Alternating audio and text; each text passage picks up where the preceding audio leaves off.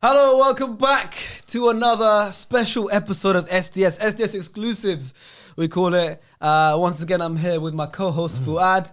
Pleasure. Good to see you, man. Always good, man. It was good to do. Last one was really good. Last one was really good. People enjoyed it.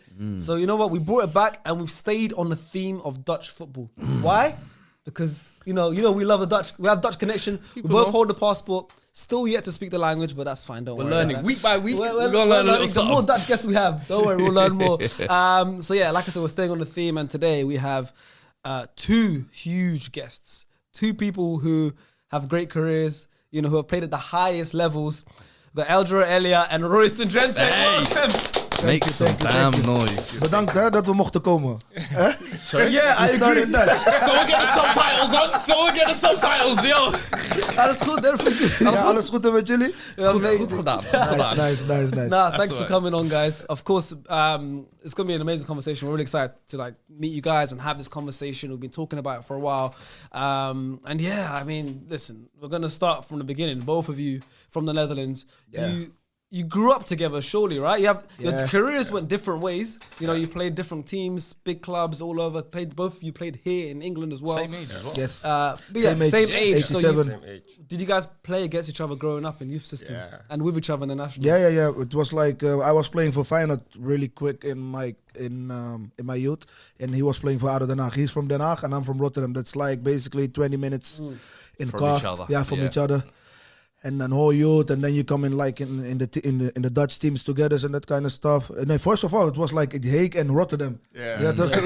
Was it like they make teams? Yeah. But because they could not make it, the Dutch team, the Dutch squad, they make it like a Rotterdam Den Haag squad. Okay. You know? So you're from those So areas. we went to Regional. Japan.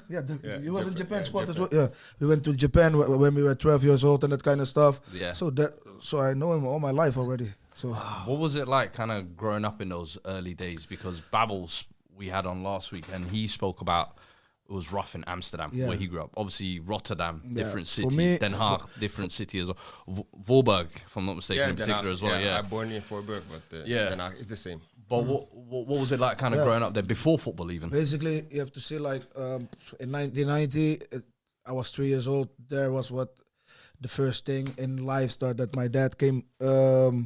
He passed away. So that was like a big thing in our family. You How know, old was he? For my mother, I was 3 years old. My mother was a woman from 23 years old at the time. And I think my dad was 28 when he got shot at Nieuwe Binnenweg. Wow. Basically, that was like that we start over there. You know, Yeah. that guy was like the king of the family. So, and that was like, okay, now we have to Something do it huge, without yeah. him. Yeah, something huge. But I was young, so that impact, I think I felt it a lot because my mother, she was like suffering at that moment, and now I'm 37, so I know that I suffered understand that during that time because now I have a lot of questions, like how was it that time and that kind of stuff. But it was difficult because I was living in in the wild west from Rotterdam, Kruiskade, Witte de Wit, that are streets and neighborhoods there. It's not. At the time when I was going to school, waking up in the morning and going, for example, in the hall, it was normal to see some junkies doing their thing and that kind of stuff. It was normal that I didn't call my mom, they are there. I just pass them and I go to school, I come back and that kind of stuff. Now it's different. You don't see them on the streets. Yeah. They have like their places to crash and that kind of stuff. districts, yeah. But at my time, it was not like that. So it's normal. You just seen it on the Yeah, way it to was school. normal, but also sometimes scary because it was part of my life, but also it was like, You know it's not meant to be a normal part of your life at the same time. Yes. So basically, when I was 12, my mom left with me from Rotterdam West to the east side. East side is much more easier. My aunt was living already there, was there already with my grandmother and my sister. So everybody was already in that neighborhood. It's a neighborhood much more quiet and better for And that's a actually young lad like me to grow up. So basically, that's what what we did. And that's basically when you went on to join even Feyenoord after that, wasn't it? Yeah, no, I joined Feyenoord already when I was 7. So that was really early at that time. I started Neptunus. That was like a club in Rotterdam, and basically everybody in the neighborhood was over there. You know, and so that was good. I felt really good, but it went really quick because my talent was visible. You know, everybody saw like, okay, this guy he can do something with the ball. Yeah. So Feyenoord came really quick. That's the reason why I was really young at Feyenoord already.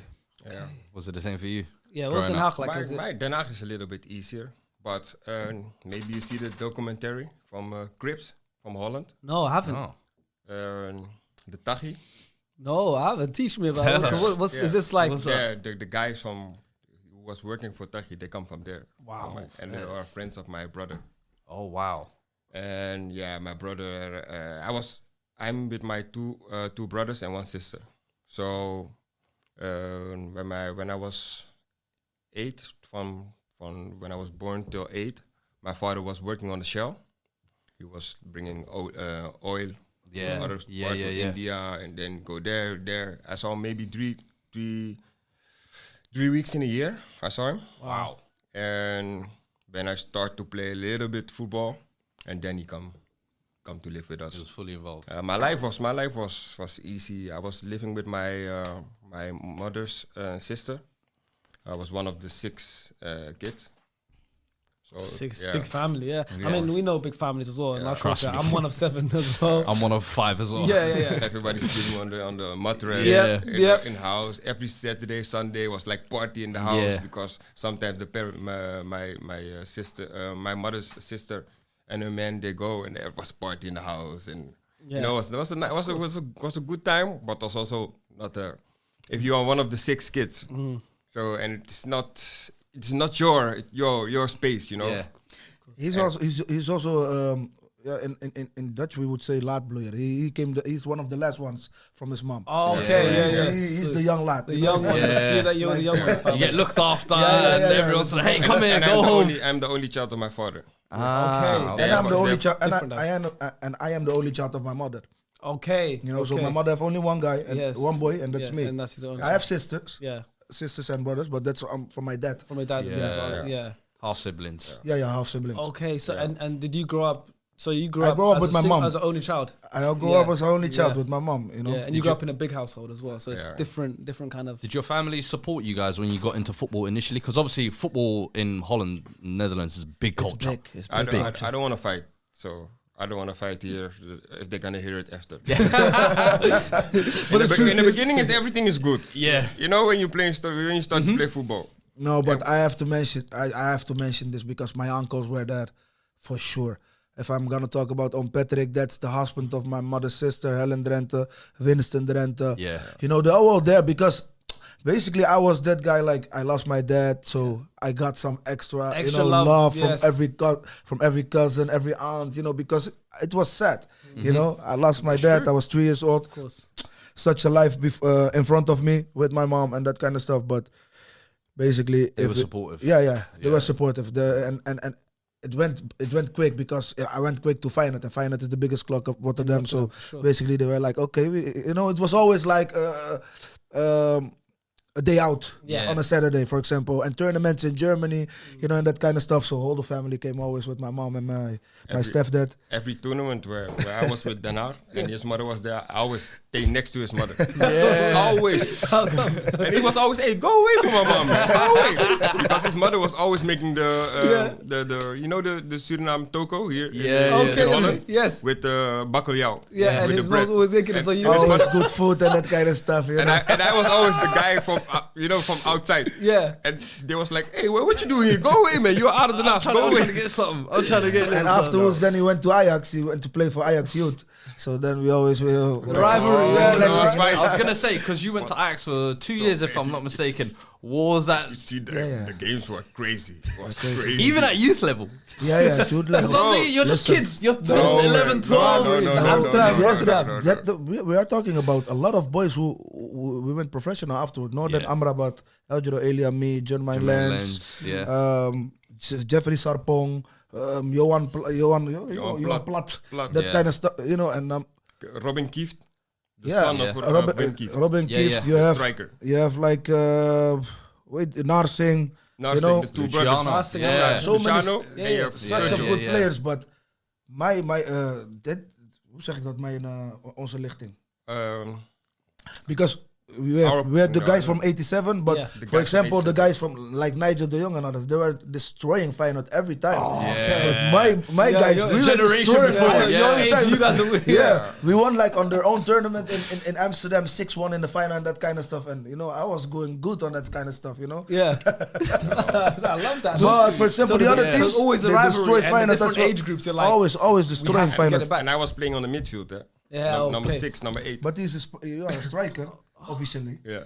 So how did you end up as a winger? Because that's how you. So you say you're a striker, but then there you also do playing. Yeah, because in youth he played like number 9. He was number 9. Okay, so if you say Albert Elia, I saw him always as a number 9 because at ADO he was number 9. Killer, top scorer, always top scorer. He was number 9. But then he came at Ajax. They were using him like a left half, right half. I was like, this is good. I was on the midfield, And did you not like that? Because you said you were a killer striker. You got put into midfield. Is it because I don't know? If you like to play football, you like to have the ball a lot. Yeah. So they just mind naturally they get him in positions where he can get the ball more. Yeah. But did you at that age understand that, or did you still think, no, I want to play striker? Man? No. But at my time at Ajax was different. They say I come from how do you say it in Wat wil je zeggen? Betaald voetbal. Professional football. Professional football. Yeah. I come from a professional football club. Okay. And all the other guys come from amateur. Okay. So they take me from ADO to Ajax. Yeah. So they say to me, you have to have already a high step ahead for the other guys. Yes. I was like, why? You have quality. All the quality is like this. And I was not working hard and I was not fighting to get the ball back. I was like a chiller on the field. Okay. And then they say, end of the season. What did that feel like? Yeah, because that's like we had Sufjan on, who was similarly at Ajax, and he said when he got released at 15, he quit because in his head he was like, "I'm done. I don't have the patience." But then you stopped for 2 years even and came back to Den Haag later. But when you left Ajax, what did that feel like as a kid? Did you think my dreams are over? You come with the bag, with the Adidas bag, red, the only child in Den Haag who played for Ajax. Yeah. So I was like everybody you don't want to show that you are like the man or something like that. But you go 2:00 from school or 12:00 from school. You go to drive to Amsterdam, and everybody is sitting in the class till 4 or 5 o'clock, and I was like going away. I come leaving early with the bag. The guys were playing football on the street. I come with my bag directly playing football, and then I go home. Not that I first go home. No, I go there from Ajax. I go there to play on the street. It's hurtful. To come back to your question, because I had like all my life Feyenoord, and then Excelsior. For hoe zeg je dat? Discipline. Disciplinary reasons. Yes, because talk about that as well. Because 2 times to Switzerland. They sent me back to Excelsior. Yeah, in Switzerland. Yeah. So what happened? That incident happened in Switzerland. Talk to us what happened, because I heard about this. Because I was like, I heard his was like heartbreak, and then his one I was like, Marcel Boot, is it? Yeah, was the coach? What the? Come on, bro! I did my research, bro.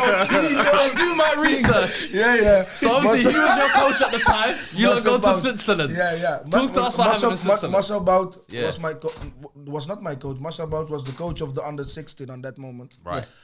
I was playing in the under 14.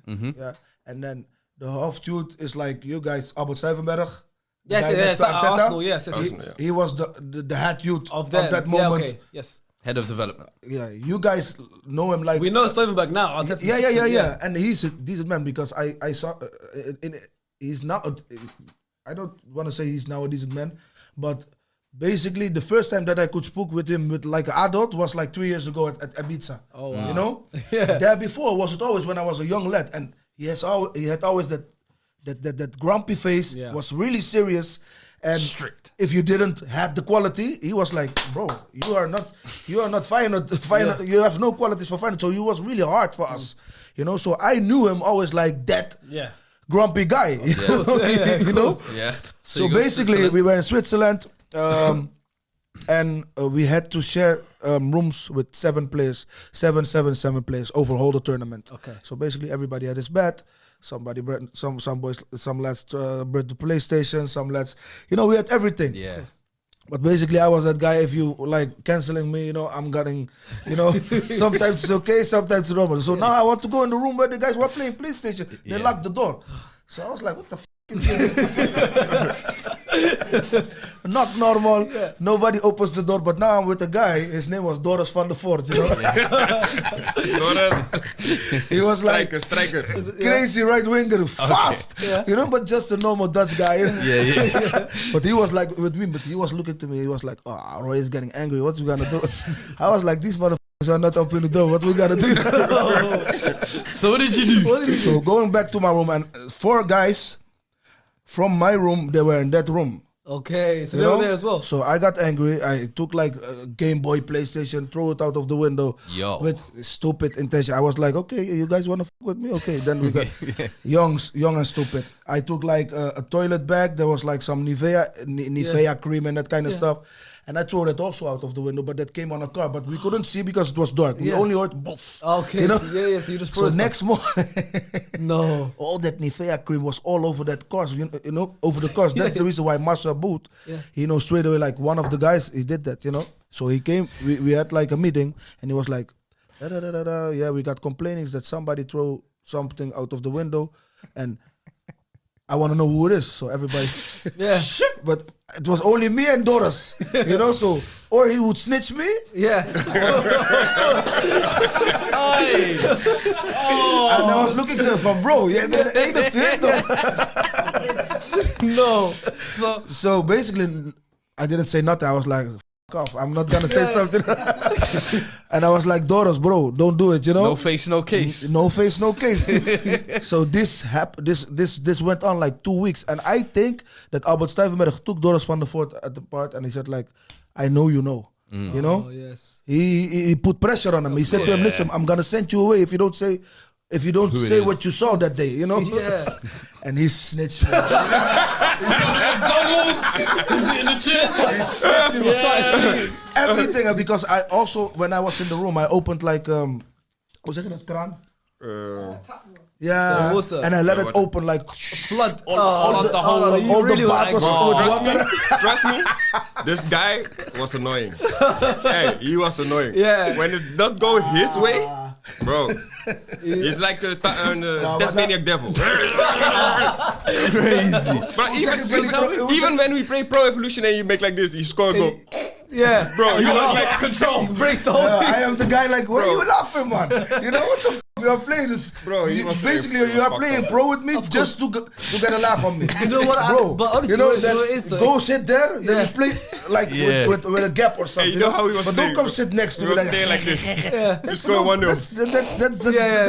You can't say that's not good, man. 2-0. You gotta hold it in the whole time. And then he was like, and then he was like, I don't move. It's my joystick. I play.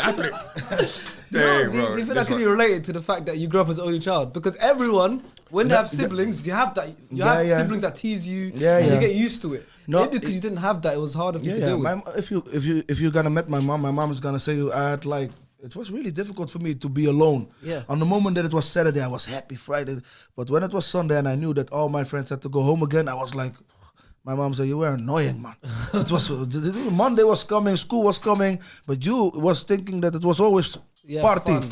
Yeah, fun. That kind of stuff. But energy. A lot of energy. Yeah. Energy, but now, when you went Excelsior, you 2 years there, you come back to Feyenoord, and you break through. Yes. What is that like? Because when you get sent away, I imagine you're thinking, I'm in the naughty boy club, basically. It was a hell of a job for my mom because basically in the first year at Excelsior, I was like, nah, this is not my thing anymore. It was so difficult to get that spirit again, to feel like to do my thing again. Yeah. And there were a lot of boys from Feyenoord on that moment who were sent away to Excelsior, You can imagine.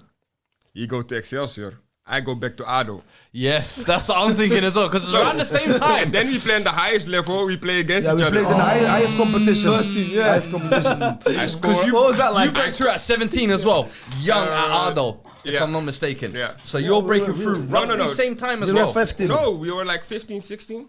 That year was Even younger. That Yeah. year was 15, 16, yeah. Because we was first B1 and then A1. Yeah. So what was it like playing against each other at that level? I scored a hat-trick. Where you scored the hat-trick? You crazy, man. Excelsior, ADO thuis. You know it. Bro, Listen listen what happened. Listen what happened. Listen what happened. Yeah. We Against play. Excelsior? Yeah? With Luigi. With Luigi. That Luigi my... Hey, Yeah? okay, I cannot tell you. Go on. This one is funny. Go on. First ball come. With my hand. Badam! Yeah. And he was like, Royster was like, huh? I score again. Pop, 2-0. And then he go to the coach. Hey, coach! Put me on him! I gotta kill him! 2-0. Do you remember that? 2-0. Do you? He remembers. He said, and there was a player like Luigi Bruns. Yeah. It's like it was Midfielder, number, the midfielder, center. number Yeah, 10. yeah. He was And- that guy. And he was that guy, captain. the team Yeah, at the yeah. moment, and they were. Of course. It was Ajax, we Yeah. and Excelsior. Yeah. And he said to Luigi, "Hey Luigi, ben je bang of zo?" And he was like, Yeah. and I was like, Feeling bro. feeling the Luigi, game. Yeah. Luigi was that guy. He didn't speak. Just give him the ball. He was like, Yeah, stuff you like- know. But when it was not going like we wanted, then bro, he didn't speak. Yeah. Like he didn't have a tongue. I was like, bro, You need- we have that's to what step you up this needed. game, man. That's what you Otherwise, needed. these guys are. Because when they win from us, they're Yeah. 1 month, 2 month, 3 It months. sounds like here, like Dutch, like football in the Dutch leagues is like super competitive, especially because there's a few Yeah. different teams in the Yeah, areas. it's true. And we could speak about it forever, but I want to talk about when you both left the Netherlands for the first time. You went to Germany originally, didn't you? Yeah. And your first move, of course, we're going to get into. Of course, went to Real Madrid. What was it like for you moving? Was there a big difference in playing football in the Netherlands and playing in Germany? You came in the first time that I Because you signed for Hamburg. Of yeah course. when I go on the training and we had like Frank Rost. It's a goalkeeper. He had like old school goalkeeper like Oliver Kahn. Yeah. Wow, yeah. So I make an action, poop, I chip him. In training. He run behind me. We want to kill me, bro. Yeah. You shoot Rule the ball, number you 1 of bam! training. Yeah. Dat mag we hier niet, hè? In Germany say that's we not in Germany say we're not gonna do it here. Eh? You have to score normal. Yeah. Don't disrespect me. And then I was playing also with the player, you know him also, Romeo Kastelen. Yes. He's a That's right winger. Right winger, That's yeah. when- Yeah. And he said to me, Ellie, say sorry. I say no. Oh. Because he was there for a few years. Yeah, he was there Yeah. already. And he said, Ellie, you have to say sorry. I say no. If I say sorry now, he's gonna bully me the whole year. And that's the thing. When you're coming into Hamburg, you're coming off the back of the Twente season. Yeah. That's your breakout season. Dutch Player of the Year. Yeah. International, you just got capped as well. Yeah. So you're feeling yourself at the time. was What's it like when you're coming into Hamburg? You must be thinking, I'm the guy here. Because they're almost still going along. And a few years they were doing better. But you come in. Yeah, first game against Dortmund, I was playing against Ubum Yela. The right back from Dortmund. For Dortmund. I kill him, bro. And he was a German international at He the was time, German yeah. international, bro.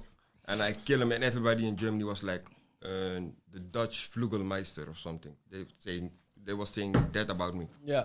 And I was killing every game. And almost end of the season, Mainz, Novetzki, like a typical player who played German, a lot yeah, of yeah. in the German In the like, Bundesliga. on my ankle. Break my ankle. Was that your first big injury? Yeah, man. Yes. How did that feel? Cry like a baby. Yeah. How comes you ended up choosing Hamburg? Because I feel like that summer when you was leaving Twente, you had a few clubs interested in you. Big clubs as well. Liverpool, Arsenal, Arsenal. Tottenham. man. That's what I'm saying. I could have had Elia shirt. and that's Growing up, I could have had an Elia and shirt. my thing is Being that, like, from the Netherlands I as remember well. Babel saying like he regretted that move to Hoffenheim and maybe the club declined. When you was at Hamburg, the 3 years they went from like 7th to your last season was 15th. Yeah. So it was almost like they're taking your stocks down as well. Yeah. Do you almost regret that move to Hamburg a little bit? In the beginning when we were playing the half final of the UEFA Cup. Yeah. The first We season, lose against Fulham, I think. Yeah, the Fulham team that went to the final with Yeah, Juve. yeah, that was the Roy Hodgson Yeah. team. They got to the final. Patrice make the Yeah. bicycle kick. But in the beginning was everything good. I almost signed with Bayern München. What made you choose Hamburg? I was looking to the history of Hamburg. They was playing good, and Martin Jol, he was also in. Yeah. And he said to me, come. And the technical director, he was talking with me a lot.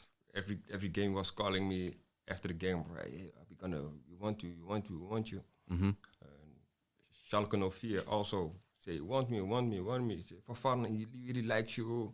And come to us. You and Fofana could have been a crazy win period. Yeah, and they say always to me, so like, come.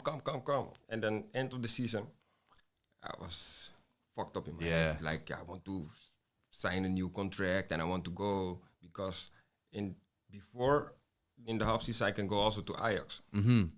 Talk to me why you said no to that, because Ajax obviously let you go at youth level. Yeah. Was that almost like a... It's like a trophy. Like a this is my get back. Yeah. I don't want you now that you want me. Yeah. It was not like that, get back to Ajax. You know, you get older, you know what they ask from you, you know what you need to do on football, work hard and fight. And I was capable to do that and I was ready.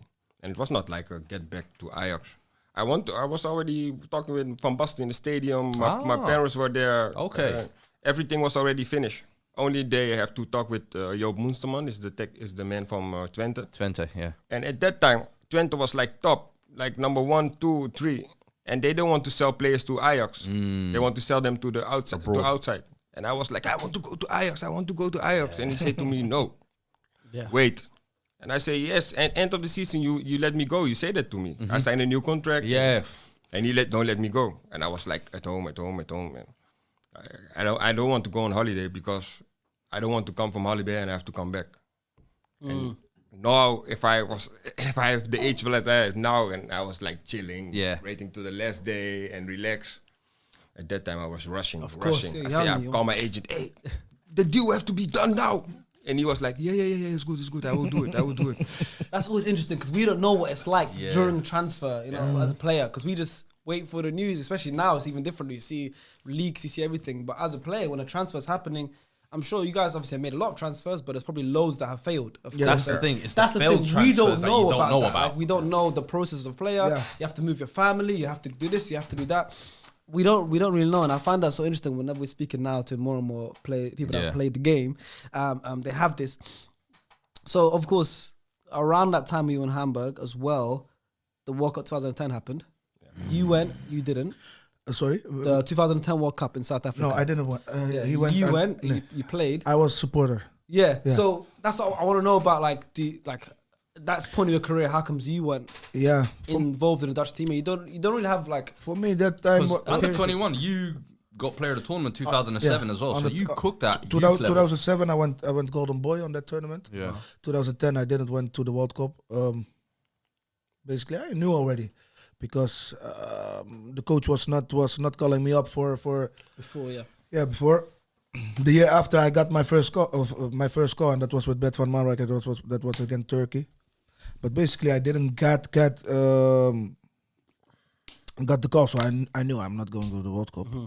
So I was a supporter.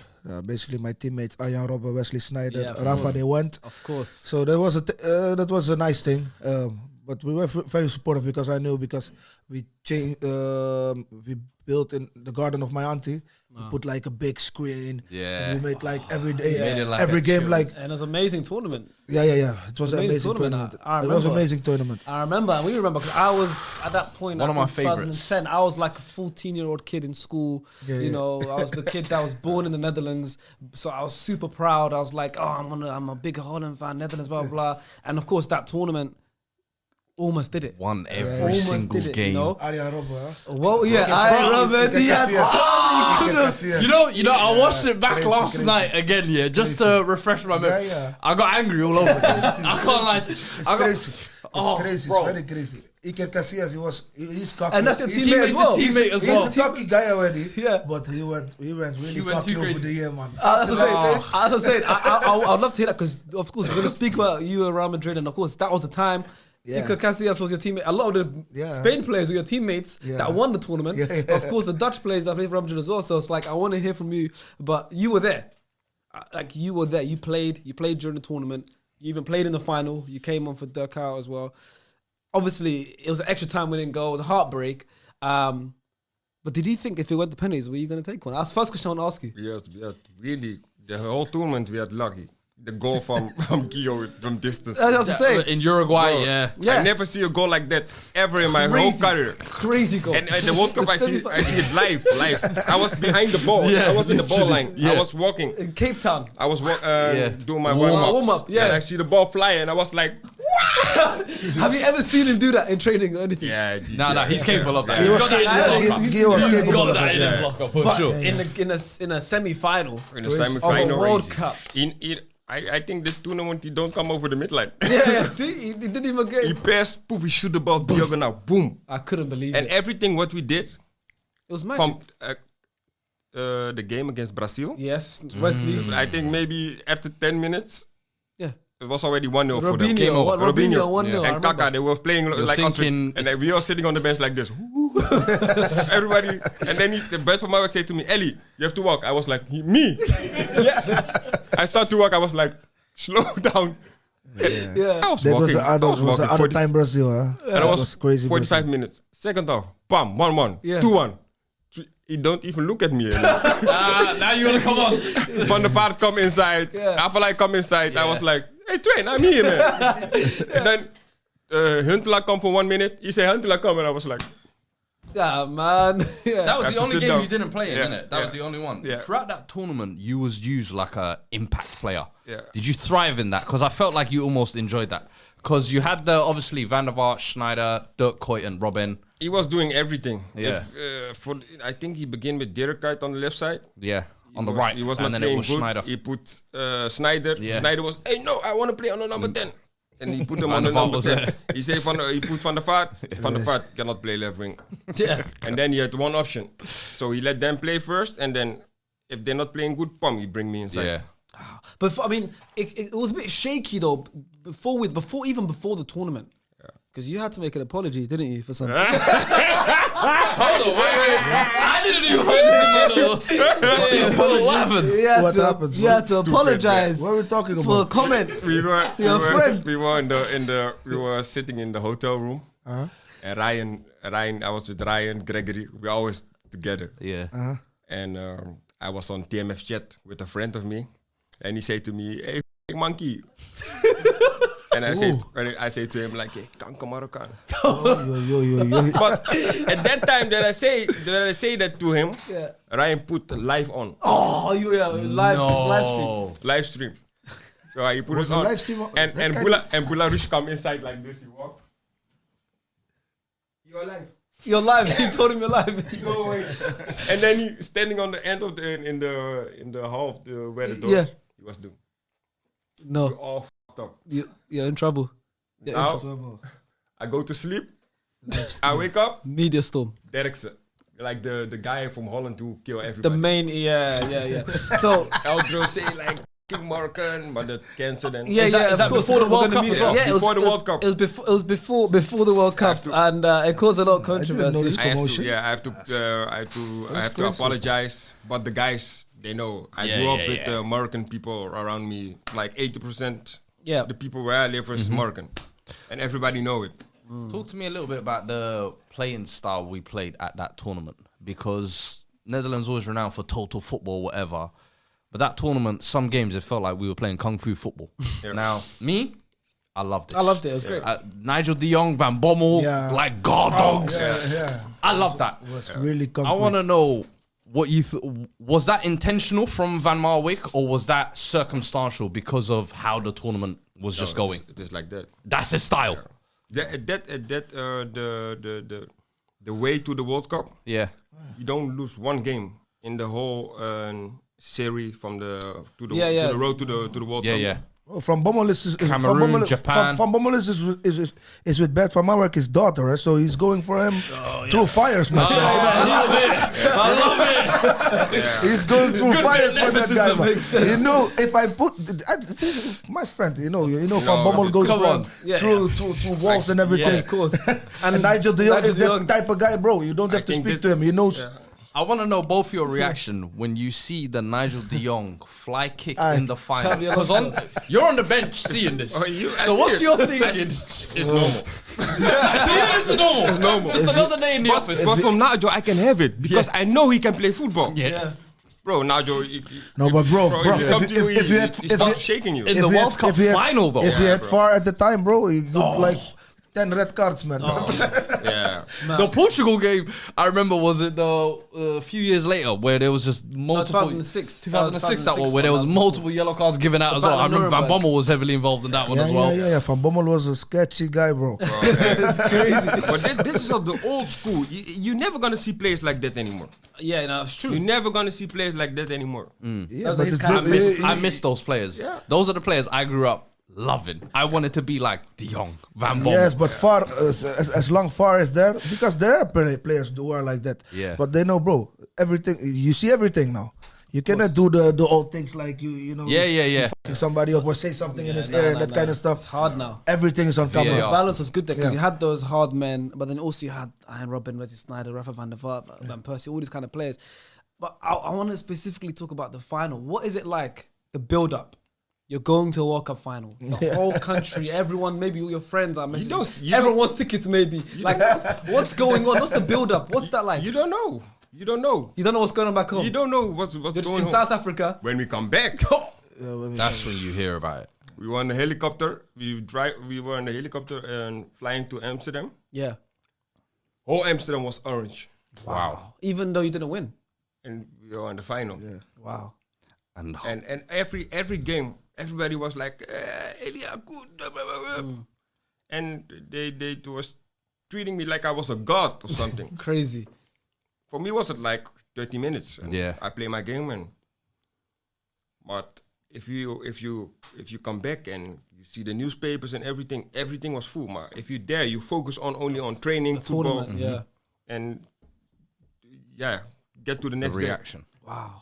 It's just, because it's the biggest game in football, essentially. It's a 100%. World Cup final. It's what everyone dreams of, and it's the biggest game. Like, we've got a fake World Cup trophy now. Just in case we keep on close. There's gonna come a day, I promise. It's nice.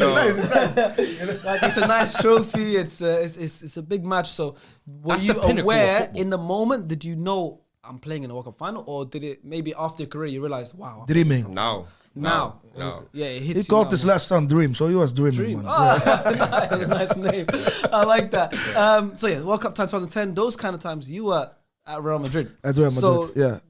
So okay, listen. Talk to us about first of all the move. How did that happen? You went straight Yeah, from final to The Real move Madrid. happened after the European Cup Yes. in 2007, when I went Golden Boy of the tournament.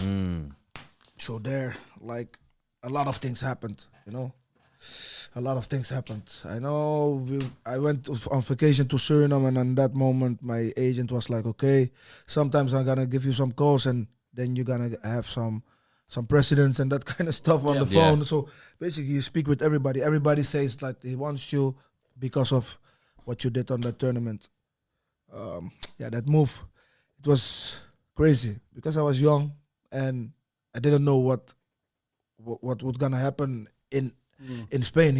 I know that football was already a big thing in Holland, and I knew that when I was doing my thing in the Kuip, I knew what that was. But then I came in such a big Different bubble, level. such a different level in everything. In everything, it was not only football, but everything behind the scenes and that kind of stuff. It was so much, too much, I think, because you are living and then everything is going on automatic pilot because you're living this thing. Your bank account is increasing in straight away. You are 20 years old, and basically for me it was the first thing like, okay, wait, I cannot do this alone. I have to go with my mom, because that's the base. Yeah. And from there. But then, I'm my mom's little boy, so basically you can get away with things. Yeah, you get away with things, but we are pleasing each other. You know, I don't how I have to explain it really good, but my mom is like, if my son is feeling good, I'm feeling good as well. If I'm feeling bad, she's feeling bad as well, and you can see it. She's not function. She cannot function until the moment that she knows, okay, my boy is good, then I go.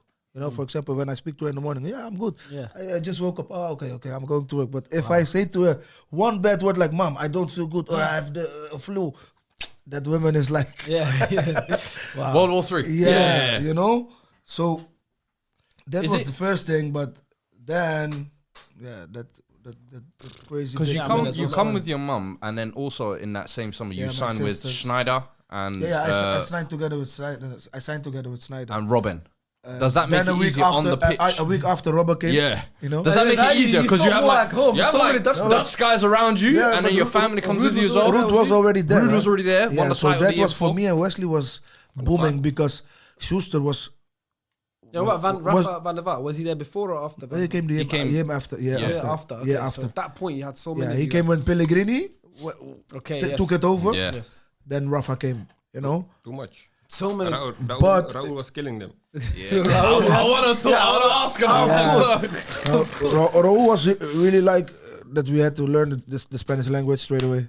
Because you guys are together, you just that was the first. No, that was the first thing what he said. Like, you know, like in Spanish, like. Yeah. Tienes que entender español porque no puedes hablar todo el rato en inglés o holandés. Yeah, I was like, dude, what are you talking about? You know? Take it easy. You know, Spanish is not that easy, you know? Yeah. But Ruud was there and Schuster was like doing all the meetings in Spanish. Yeah. So we were like, bro, where is Ruud? You know, sitting next Big to bro. Ruud, you know. But for example, after 3 months, Ruud was also like, boys, you know, you guys have to learn Spanish because this is not that. I want to have an easy meeting. Of course. So how did he do it? Did he get a tutor? Did he get lessons? I did it with una profesora. You know, a teacher. A teacher. Bro, he is crazy, bro. He speaks also Russian when he was playing Russian. So you pick up language pick up language like I like to learn languages. Russia ain't easy, you know. I like to learn languages. You know, for example, now in the year that's coming, you know, I want to learn Chinese and Arabic. Amazing. You know, so that are two languages because I have 2 daughters there from Moroccan roots and that kind of stuff. So that's the reason why I want to learn it. But basically, it's a thing what I didn't know, you know. Of course. Because before I left to Spain, I didn't speak any word of Spanish. Yeah. Nothing. I just spoke Dutch, Suriname, and English. Yeah.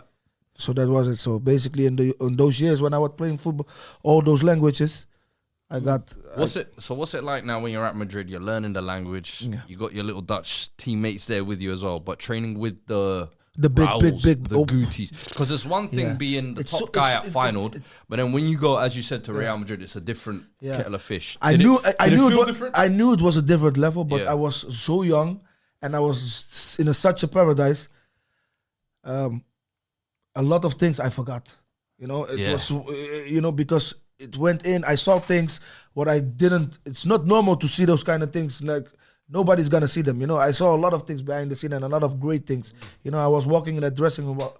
If it was in the dressing room, like it was my mom's place. You know, I came there but these guys they were already there. The Gutis.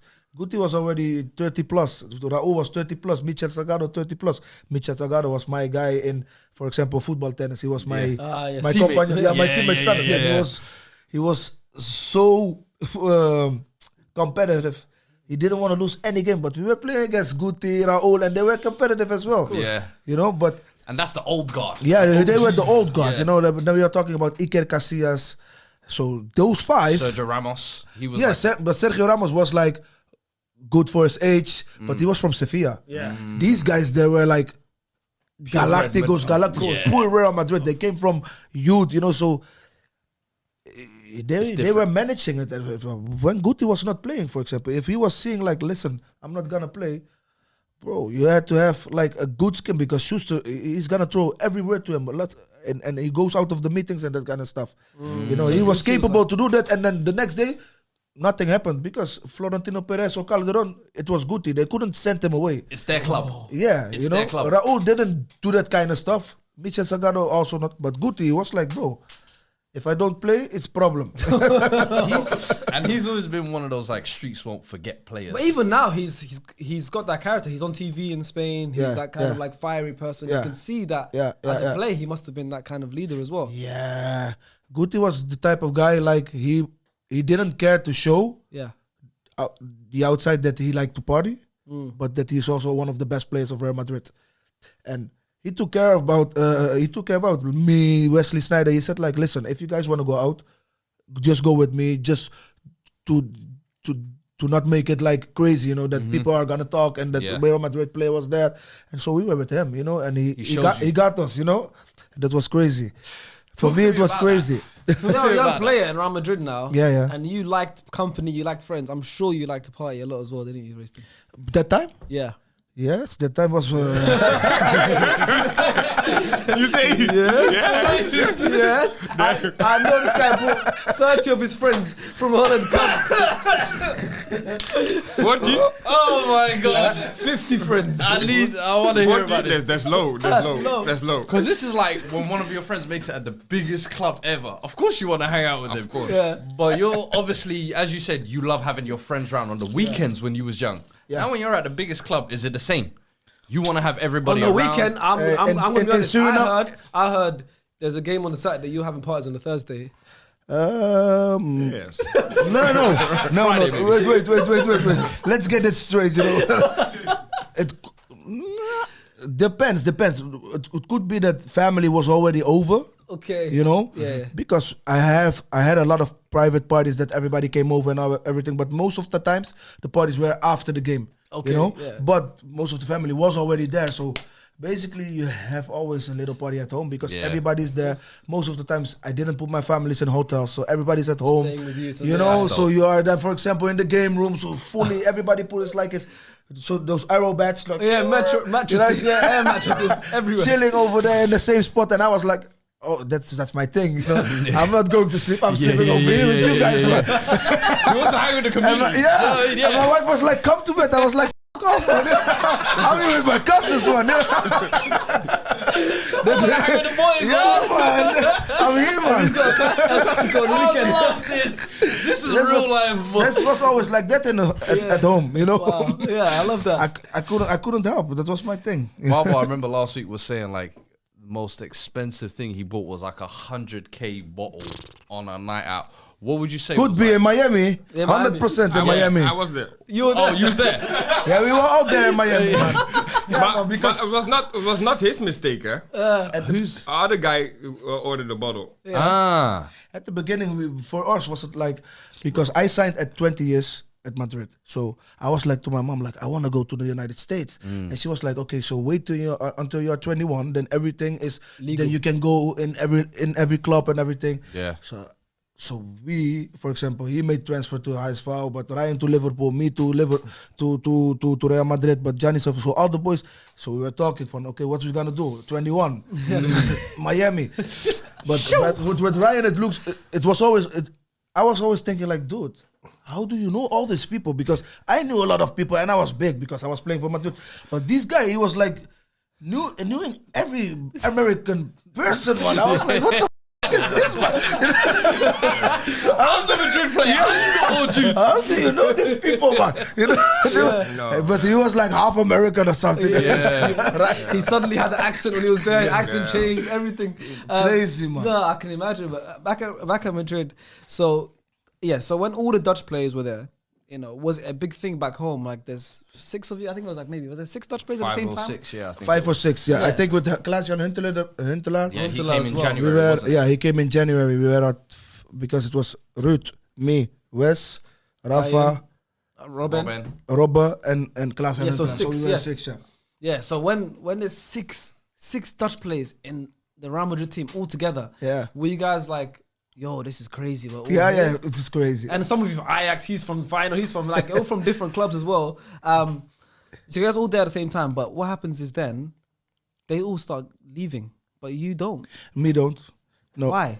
Why did Because they in keep you? 2009, you had like the scandal with Calderon. He had to leave. Yeah, because he made people Fake ballots. vote Yeah. vote on him. Yeah. And they they sacked him about that, and then Florentino came back and he wanted to make statements straight away with Cristiano Ronaldo, Kaká, and Benzema. Yeah, big window. So basically, he knew already that they were gonna come. So Pellegrini was the new coach. Even Snyder and Robert, they had such good statics on that moment. They had to let them leave because they won 2 titles and Madrid won 2 titles. Robbo was crazy. Robbie was crazy 2007. Yes. I saw him, Del Horno from Valencia. Yes, of course. You saw somebody go on the boot, fullback. on the bips. Robert did that kind of stuff. He let them fall like a baby. Wow. Yeah. Hey, all the year, every assist what I get from him, but from everybody, he was crazy, my friend. Dribbles, shooting. Those years, bro. He just came from back-to-back league wins of Chelsea as well. Yeah. But remember, at Chelsea, he was injury prone. Yeah, he wasn't playing regularly. That was like the first season he was fully fit and regularly No, firing. 2007, he was crazy, man. And West as well. So basically, it was not fair that they had to leave. But if you could see what Florentino brought back in the squad for those kind of players from a high level, that was the only thing what I could say, okay, I understand it. But for the rest of it, 90% I didn't understand it because Robert and Wesley did a really good job over those years. But yeah, if you talk about Cristiano Ronaldo, Kaká, and Karim Benzema coming into the squad. How did you end up leaving? Because you went... I went up leaving in 2010. You went to Hercules first on loan, wasn't 2011. So basically, we just came back from Los Angeles, spoke to Mourinho. Mourinho was already the coach. And he said, if you was listen to Mourinho, no, not to Mourinho. If you play left back, That's what I was gonna play left back. That's what I was gonna next. Mourinho. The left back. It was with He was in front. He was in front of Marcelo, bro. He was in front of Marcelo. I'm so glad you said this. I played left back. Talk to I played left back. Because but I feel like this was an issue for you from when you was at Feyenoord. Yeah, but not with Mourinho. Whether it was left wing, left back. Yeah, what did you feel you was? Did What you I think feel you was was a I left was. winger? No, I was an all-rounder. Simple. I was an all-rounder. And that's the reason. If you don't understand that as a coach, then you're not a coach. Yes, simple. I'm an all-rounder. Normally, if you was playing at Juventus, nobody makes me left back. So, you left back, bro. I'm an all-rounder. Why I can score a free kick? Why I can do something on the number 10 position? Why I can play right wing? Because I'm an all-rounder, brother. I'm not only a left back. You could be the best left back in the world. Yeah, okay. Apparently, even But that time when we went on how you say that? No, yes, in the beginning, but pre-season. Sorry, to Los Angeles. We came back from Los Angeles. Mourinho called me to his office and he said to me, "Listen, the way how you because I played all pre-season left back. Marcelo got injured. I played every game." Yeah. Every game. And Marcelo was baby Marcelo. Yeah, but he was also, he's like, if you're playing like this, bro, don't worry. I will use you, because you are training good, you're doing good. And then afterwards, like 2 days before the market closes, they bought Fabio, they bought Contrao. Yes. So another left back, Yes. And I was already in my head like, this is weird, So I had to come to Valdebebas, and then Baldano was there, and Baldano came to me and speak to me 1-on-1. 1-to-1, yeah. 1-to-1, he said to me like, Roy, we still have faith in your future, but now on the moment we think it's better that you go for a loan deal, because now we have 3 left backs here, and I was like, but the coach told me that it was okay, So basically, they didn't care like what age I had there, what I have to do in those 2 days, because now I call my agent and that kind of stuff, and 23, and I was like, what I have to do now, because I don't have time, I don't want to leave. Yeah. Do I'm gonna stay because I don't want to leave Real Madrid, or do I'm gonna think about myself, So basically, I had time, and then that deal from Hercules came, and I heard that they were in the Premier League. In La Liga. Promoted, just promoted, and I was like, okay, maybe I have to do that, and I did that. But for example, then I went to Hercules. So I came from pre-season playing all day left back. Yeah. Then I went to Hercules. This coach, he was straight away putting me on the number 10 position, on the right wing position, and that was the year that the Dutch team called me up. Makes Yeah. You sense. understand? So I was an all-rounder, totally. You understand? Hear it now. You know? All round. Bro, Everton, bro. I never played on one game on the left back that's what I'm position. saying. huh? That's when I got to really watch you. Of course, Real Madrid is happening. Did you? How many Clásicos did you play in? What was that like? So I think I played 4 or 3 Clásicos. What was that like? And those were the years where, of course, Yeah, Clasico was crazy one. I could make myself a living legend, more like a living legend if I scored that goal against Baldes, because I came in a 1-against-1 position against that guy. Missed. Victor Valdez, yeah. But that would be a nice goal. But yeah, that's a crazy game, man. Is it like the whole week? Is it a big thing? And training is different. Everything is week, the everything, media, everything. Crazy, man. Crazy. It's crazy. It's crazy. And I knew one game. I remember one game because that game we had so many injuries. Everybody was injured, and we end up that Sergio Ramos had to play left back that game. Okay. Yeah. So that was Sergio Ramos left back, but we were so. Could have been you. Yeah, it couldn't be me. No, I played that game left wing. On the because wing, we okay. were. Injuries. Yeah, we had so many injuries. But that was the game when I missed that game. How good was Sergio Ramos? Sergio Ramos, he was really good. You could see. You could see, and Because he's playing fullback Look, first. he was one of the young. at that time he was right He was one of the young lads. He was Yeah. playing almost every game, and Schuster was using him like a right back because we had Pepe, Gabriel Heinze, and Fabio Cannavaro central. So he had to Find a space for him. He had to find a space for him, but he couldn't give him that space. And he was like, bro, I'm not a right back. Same thing like me. yeah. So, coach, this is not my position, man. You have to do something. Won the World Cup playing there. They won the World Cup, the yeah. Euros. When they came back from the World Cup, the Madrid players that won the World Cup for Spain, what was that like? Because obviously you're the Dutch guy in the training ground. Boys like Sergio Ramos, they were like, I'm happy for you, bro. yeah. I wanted to ask something, and I saw this online when I was doing some research. So it's up to you if you want to talk about it. But I saw it online. Greatest player of all time. We're talking about World Cup. For me, Lionel Messi. Yeah. You had an incident Yeah. with Messi. Yeah. What can you tell us about it? What happened there?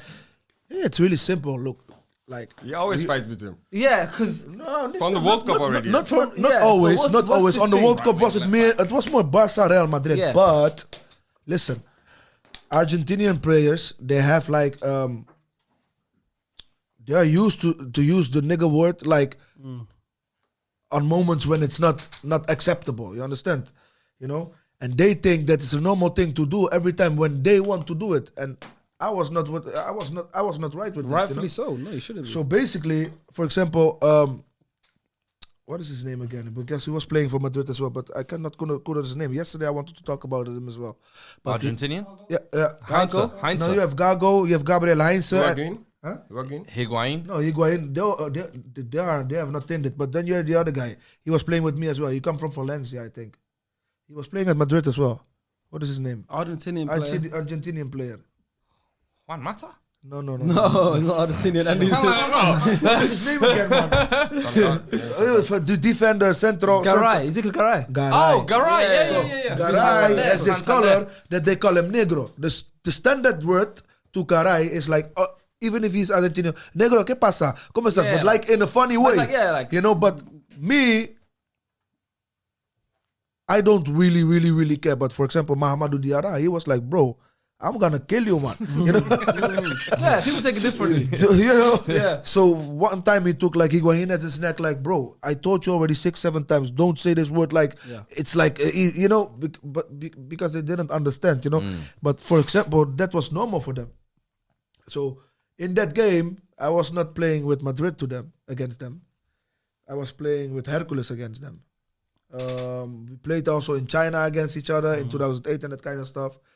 And where I saw that Argentinian guys are switching a lot, when I saw that Gago, my own teammate, he switched it was huh? But bro, we are playing at Madrid with each other. He was switching totally, Crazy. Okay, I understand that because you're Playing against Argentinian, we each can playing against each other. But that game, he was like, ¿Qué pasa, negro de mierda? And I was like, bro, you again? So that's what happened that game, So it was a moment of heat. he said it like that, but I know they use that word like because that's what they do. You know, Gabriel Heinz, boys like Messi, they use it like, for example, like how the Americans using it. Yeah. You know. So That's crazy. was that ever resolved? You know, did he ever speak to them and reach out when it came out, or was it just nothing that? Basically, me and Messi, we were not friends. You know, Yeah, of course. We were enemies. Yeah, Madrid, Barcelona. Yeah, legend Barcelona, Real. So we were enemies. You know, he was not my friend outside of the field. So basically, when I saw him, there was respect. Yeah, but that was it. You know, of course. And this kind of accidents they happened. You know, but that game I went to him. I said like, listen, you know, I just gave him a little bump on the head. Take it easy. Fair enough. And I mean, rightfully so though. Yeah, you have to sometimes, because at the end of the day, that's just true. You were teammates with Cristiano Ronaldo.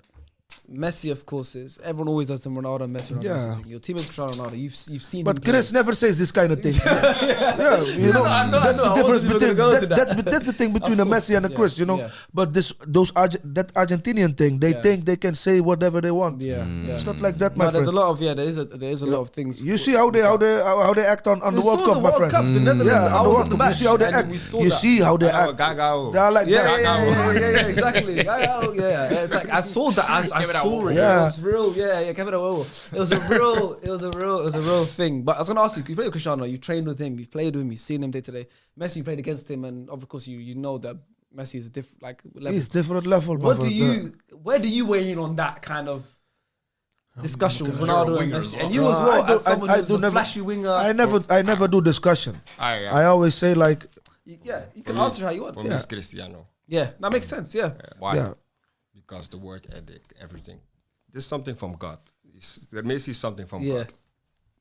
Cristiano, how he is like, of course. The star, how he changed and everything. Everything. I like that more than Messi. You'd rather have that journey as well. Yeah. Messi, I like Messi, you know, because bro, if you have qualities like that like you it seems like you cannot play football, but then you are the best of the world. That's crazy, you know. So the dribbles and that kind of stuff, I was like already like in my first year, 2007, he made that goal like in Getafe from the midline. Like I was like, this man is crazy, man. What is with this guy, man? How is it even possible? And everyone like watching this video, talking about it. Yeah, man, it was crazy, man. Yeah. It was so crazy. But we knew, for example, when we get playing against Barca, like if he get his sickness from dribbling, you know, we had to take him out, you know. Of course, that's the only way you can deal with something. Yeah, but with Chris. And Chris is giving me like, hoe zeg je dat? Hoe zeg ik dat in het? Hij geeft zeg maar die. Het feit dat hij er nu nog steeds staat, 39-jarige leeftijd, hij gaat naar 40, kan ik dat best uitleggen. He's still at this age. He's still at that level. And added to score goals and everything. Before we didn't know that. Yeah. You know, we knew that he was working really hard. We knew that he was a good professional and that kind of stuff. But we never knew that he was on this age that he was still gonna rock. Yeah, a machine. And you know, he's a crazy example of like what people were saying in their age from 25. Yeah, when I'm 40, I'm still playing. No. You know, this guy is like a living the truth from like whoa. And even what's happening? Even after 30, he scored over 400 goals in his career. After 30 as well, so he just it's crazy. If yesterday I played futsal, the way how I'm feeling now is like if I fought with 6 guys, you know. So I'm not feeling that good. The body's not the same anymore. Bro. So I can imagine this guy is, bro. Fairs, man. So at that time, you signed for Juventus. Yeah. You weren't there for long. You didn't play. One season on the bench. One season. You were on the bench most of the time. What happened? Why did that not work? Till the day today. You still don't know? Can I take a guess? Go for it. What do you think it was? Antonio Conte's first season. What is Antonio Conte's system renowned for? Defensive, would you say? Wing-backs. They eliminate playing wingers it back then? immediately. And that was the first season Bonucci, Chiellini, Barzagli was formed. So 3 at the back 3, if I'm not mistaken. So you get signed in the summer, same time as all of those players as well. And I think during that season he realized I'm going with the back 3. Krasic, he never Krasic was signed as well. He never changes anymore. Yeah. Till now. Till now. In Napoli. Yeah. The Italian team. The top of the league, though. Yeah. Tottenham, Yeah. same thing. Crazy, hè? Yeah. Yeah. But that is how we play. You play with a block of 5. Yeah. And then the wing backs and a strong striker and one who Could is you not creative. play wing back? Is that you're not all rounder like Royston? No. You're No, up the pitch. I'm a winger. Yeah. Or you have to send me around the. Maar around zou je the nog striker. speler kunnen spelen? Around In the de striker. laatste fase, zeg maar. Around the striker. Hoe je vroeger in de jeugd, zeg maar, speelde, kontje naar achteren, zeg maar. Zo. Huh? No, not anymore. What did he say? Speaking of strikers, he said, Sorry. speaking of strikers, yeah. You were playing with Del Piero's last year, that year. Yeah. Talk to me about playing with him in attack, even in training sessions, and then going up against Bonucci, Barzagli, and Chiellini every week in training. Talk to me about It was fucked up. And Del Piero was also there. yeah, Yeah. That was his last year, wasn't it? He was training alone. Oh, so But not because he don't want to run anymore. Yeah, okay. He was taking free kicks. Just doing the fun stuff. Little drills. And his father was on the rooftop. Look at him at the training. Wow. Yeah, it was crazy. crazy. No, but Pilo, he was. You know when you see the guys now with the fly, the Vapor, the R9, the Nike Oh, the Mercurial, boots. the Oh, Mercurial. yeah. And he had the tempos. the lasers are like that. Yeah, the he had lasers that are with tempo. Yeah. Oh wow. He was the original Yeah. tempo player. Yeah, he had it with tempo. Pirlo. He signed the same summer as Yeah, you. I was sitting in the middle of them. Del Piero and Pirlo was next to me. So the first day that I come there, I was Crazy. like, Yeah. I cannot believe it. Wow. There's levels. And I had also the Kappa shirt Yeah. with Del Piero on the back when I was little. Oh wow. Oh, so this is full circle moment Yeah. for you. Yeah. You grew up wearing the shirt, and now you're in the dressing room sharing it with him. The free kick sessions must have been crazy because I know you're there, Yeah. thinking I'm the best in the world when I'm coming to Juve, and then you see I this. always say I can take free kick, but I cannot take free kick. I cannot even shoot normal. But when I get older Yeah. and you think more about football, then you see that I make a lot of goals. Yeah. From the side, whirling. But in the beginning, I was only making action. Okay. Action. Tricky. And I was not selfish. I was always given the ball. But Pirlo, it's crazy. Position game, bro. Sometimes I was thinking somebody's in his back. And I say to him, you're back. And he say, hey. I see. I say, Pirlo. You say, Ellie, if you yell to me, I'm not going to play the ball to you. Wow. I hear you. I see you. Wow. He sees everything. Bro, Everything's in his page. So when you're in Italy, you're in obviously Turin and whatever. These superstars are there, right? Have you ever gone out with them and you've seen how famous they are? I was so. One time I go with Barriello. He's like the playboy from the Italian. He's Pretty Brazilian, but Yeah. you know, one time I go with him to Milan. We go together with his Ferrari. We come there at the club. I think it was Hollywood. It was middle in the Milan because he was coming from Milan. He go to Juventus. He was the playboy. I come there in the club, only models, bro. I was like, oh. And my wife is at home. So yeah, I come at night. I come at home, but the how they live there, bro, was like superstars. Because you feel that with superstars. Because when Cristiano signed, did you feel I can't go out with this guy? I can't. Afterwards. Yeah. Because we straight away got a bond and that kind of stuff, and we wanted to help him as well because this guy was a superstar. Of course. You know, he'd already won the Ballon d'Or. So basically with parties and that kind of stuff, we rented like private houses and that kind of stuff, and we did our thing like normal. But then me, for example, I was used to with Higuain, with Robinho, that we did our thing, you know, like, for example, behind the scenes and that kind of stuff.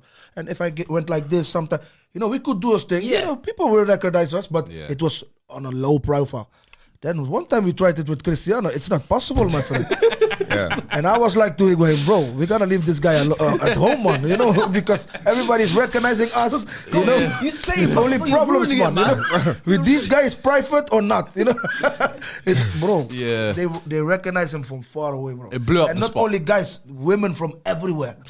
you know, Cristiano, ah! And my friend, hey, go there, bro. We can't party no more, man. That's crazy. You hear the story from the guy from crazy, Leicester City? Which one? The right back from Leicester City? Danny Simpson, yes. Yes, yeah. and he was with a girl, Yes. and Cristiano come, and she was like, Yeah. He's like, I know him, I played with him. It's like, what? That must be the worst. That was The worst. Yeah. They played together, Because Manchester bro, you're United. already a professional footballer. Of course. I'm already, I'm a it's big cra- dog. that's in my crazy, city. man. yeah. And now all of a sudden Ronaldo's taking my It's different. It's No. Ronaldo. That's There's crazy, man. levels and If brackets. we're That's talking about crazy. players, though, I mean, another player that I'm interested in, you just mentioned him now. I was going to ask about him. When he played with my Real Madrid, Robinho. Yeah.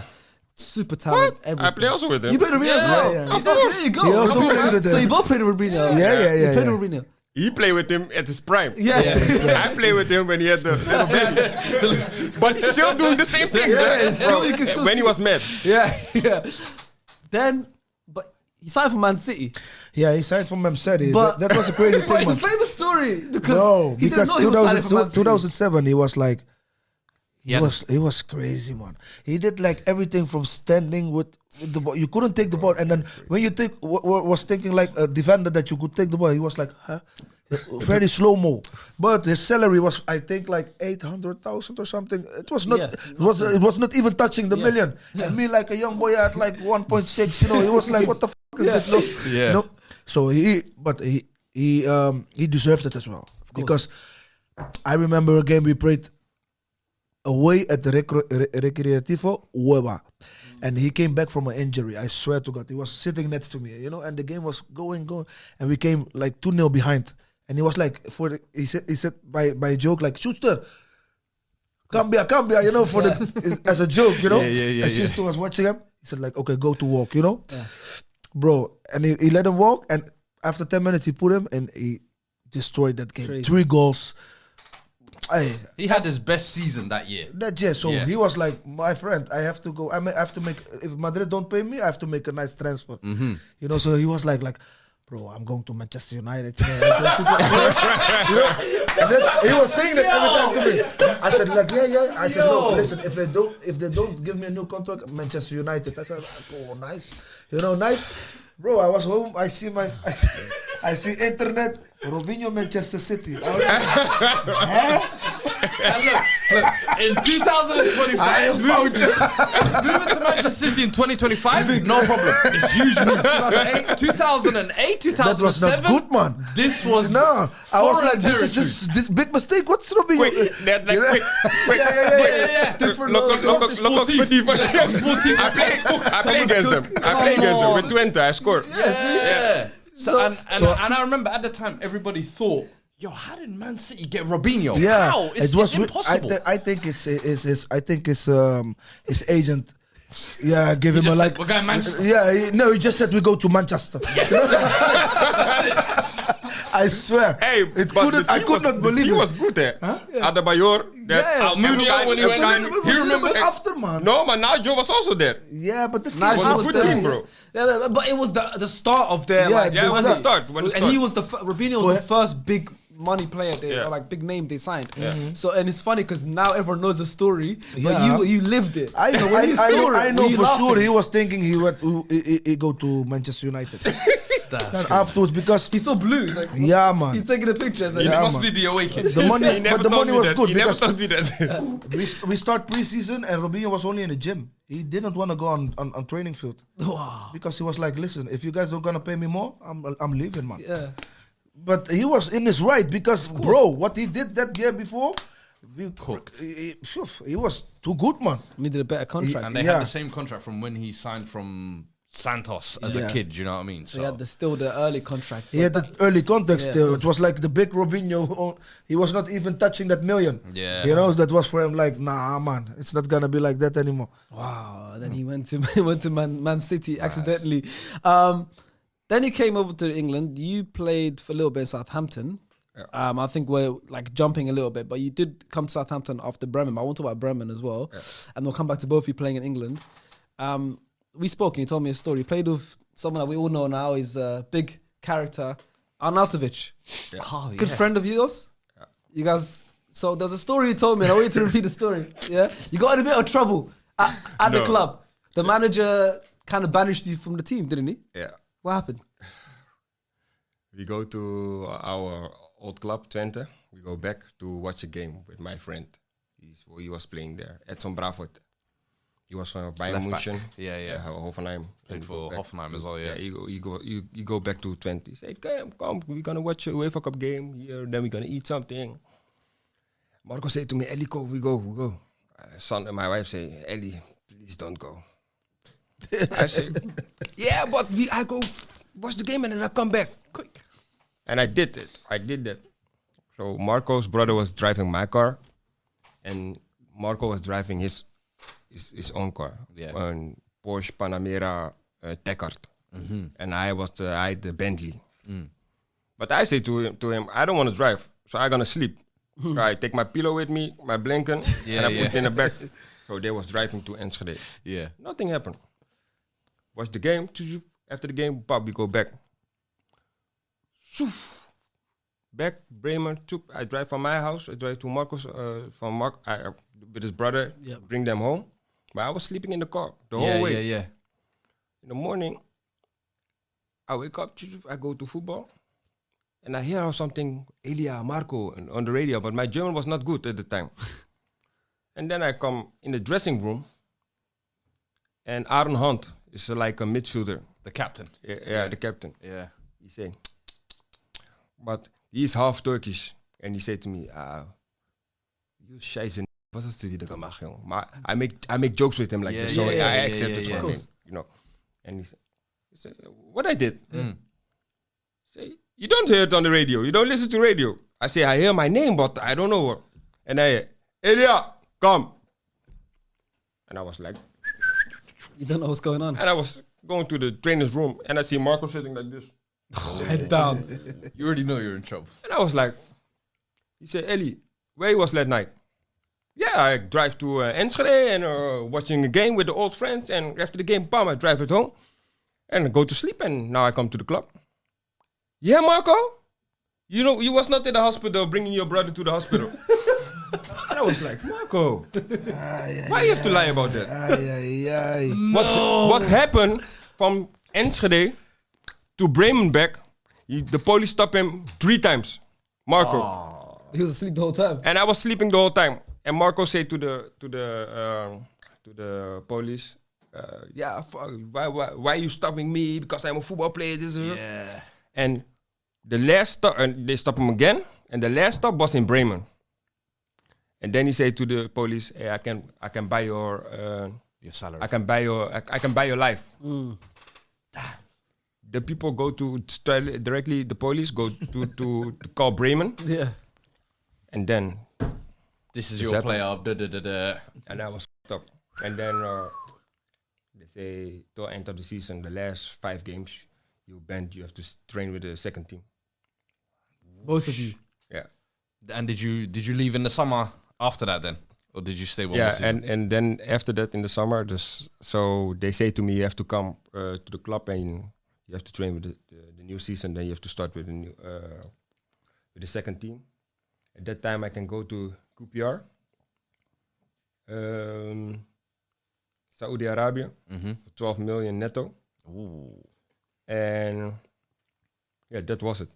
And I was like, shit, what I have to do? Yeah. Then I say to my agent, say, okay, Ellie, you have to go back to Bremen. So I take my Lamborghini. I put the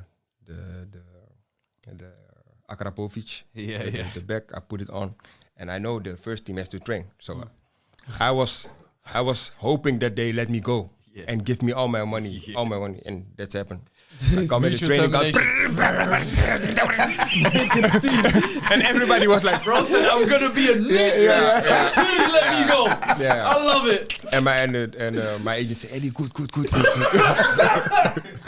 His agent. If you're trying to get out of a bad situation, it's not a bad way to do it. No, but it was not a fun. It was not a funny time. And is that when you went on loan, Southampton?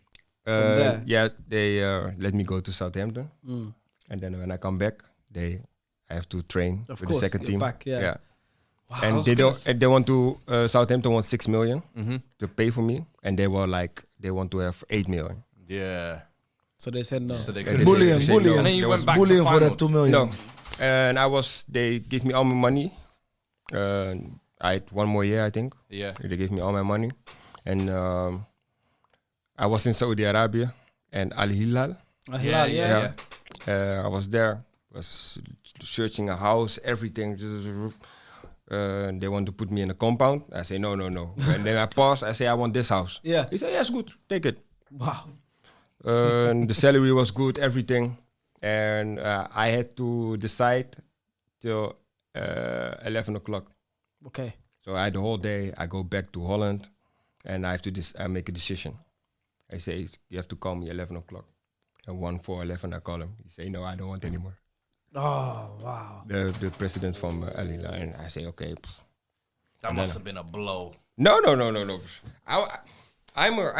If you see all the clubs where I go, it's like expected. Of course. My head was like, I want to play football. Yeah. It all seems like it's for footballing reasons, never for financial. Like or Bremen, the biggest contract. Bremen is normally one of the 6-7 clubs in Germany, and they play always Champions League and HSV at that time at the same. And I want to make the step like that, and then bam. Yeah. Well, you both had loans in England, right? Yeah. Everton, Southampton. Best time. For you, best time. For you, what was it like? Because he's obviously. I went. I had loans like from Real Madrid to Everton, but also from Reading to Sheffield Wednesday. Sheffield, yeah. Which one you want to know? Because the Sheffield Wednesday one was like a crazy one because in 2014 I was in Vladikavkaz. And I was doing good, I started over there with a hat trick and that kind of stuff. And those guys, they came to Holland to take me to Russia.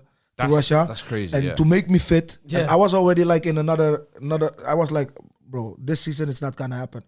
And these guys, they came from Russia. They were like, at the time I had like a fashion store, swag fashion store. They came out to my store. My mom calling me, these guys are here again. Wow. I was like, what? Who? She said, some guys from Russia, they want to take you to Russia to their club.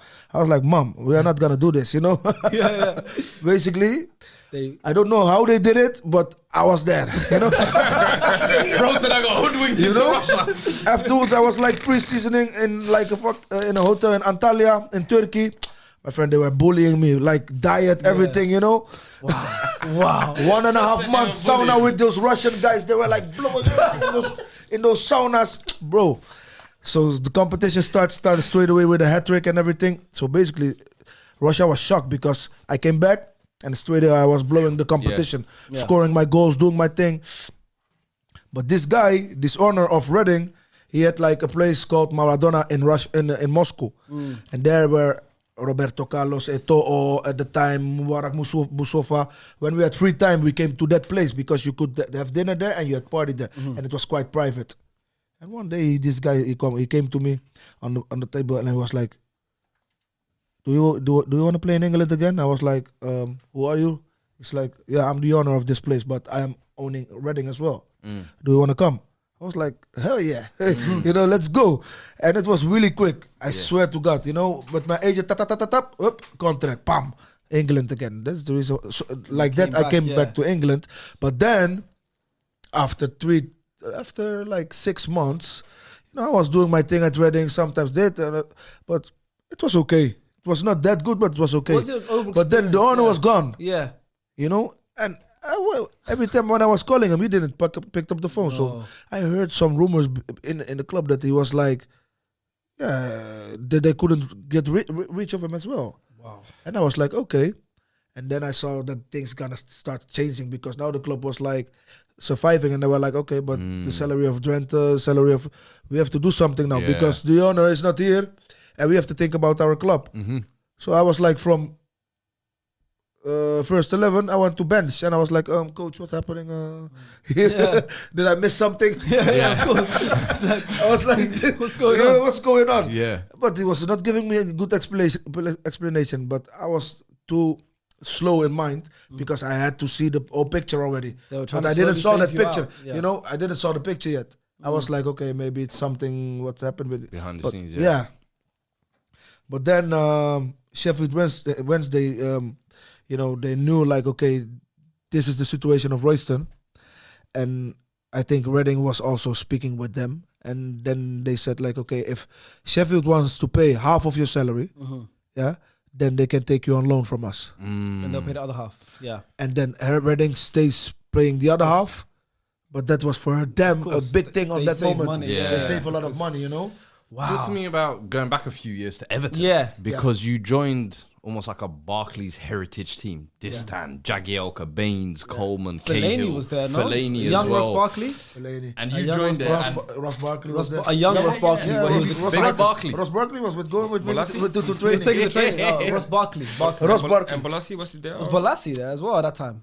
I don't I think so. he No, came it the was year Crystal after. Palace. No, He came when Bolasie was not there. Lukaku came. So and you were that was taking a Barkley year or to, two after. You were taking Ross to training. Yeah, because you know, World Cup? at that time I was No. at that No, time not I was yet, 20. Arsenal still. At that time I was the guy for 11. 25 years old, Yeah. Ferrari, everything. I had everything, you know. So And you Ross cut was the my hair boy as well. Yeah. I The dreads were gone. The dreads are gone. The famous dreads. I said Yeah, to my I said the yellow thing here in the back. Yeah, the little one. I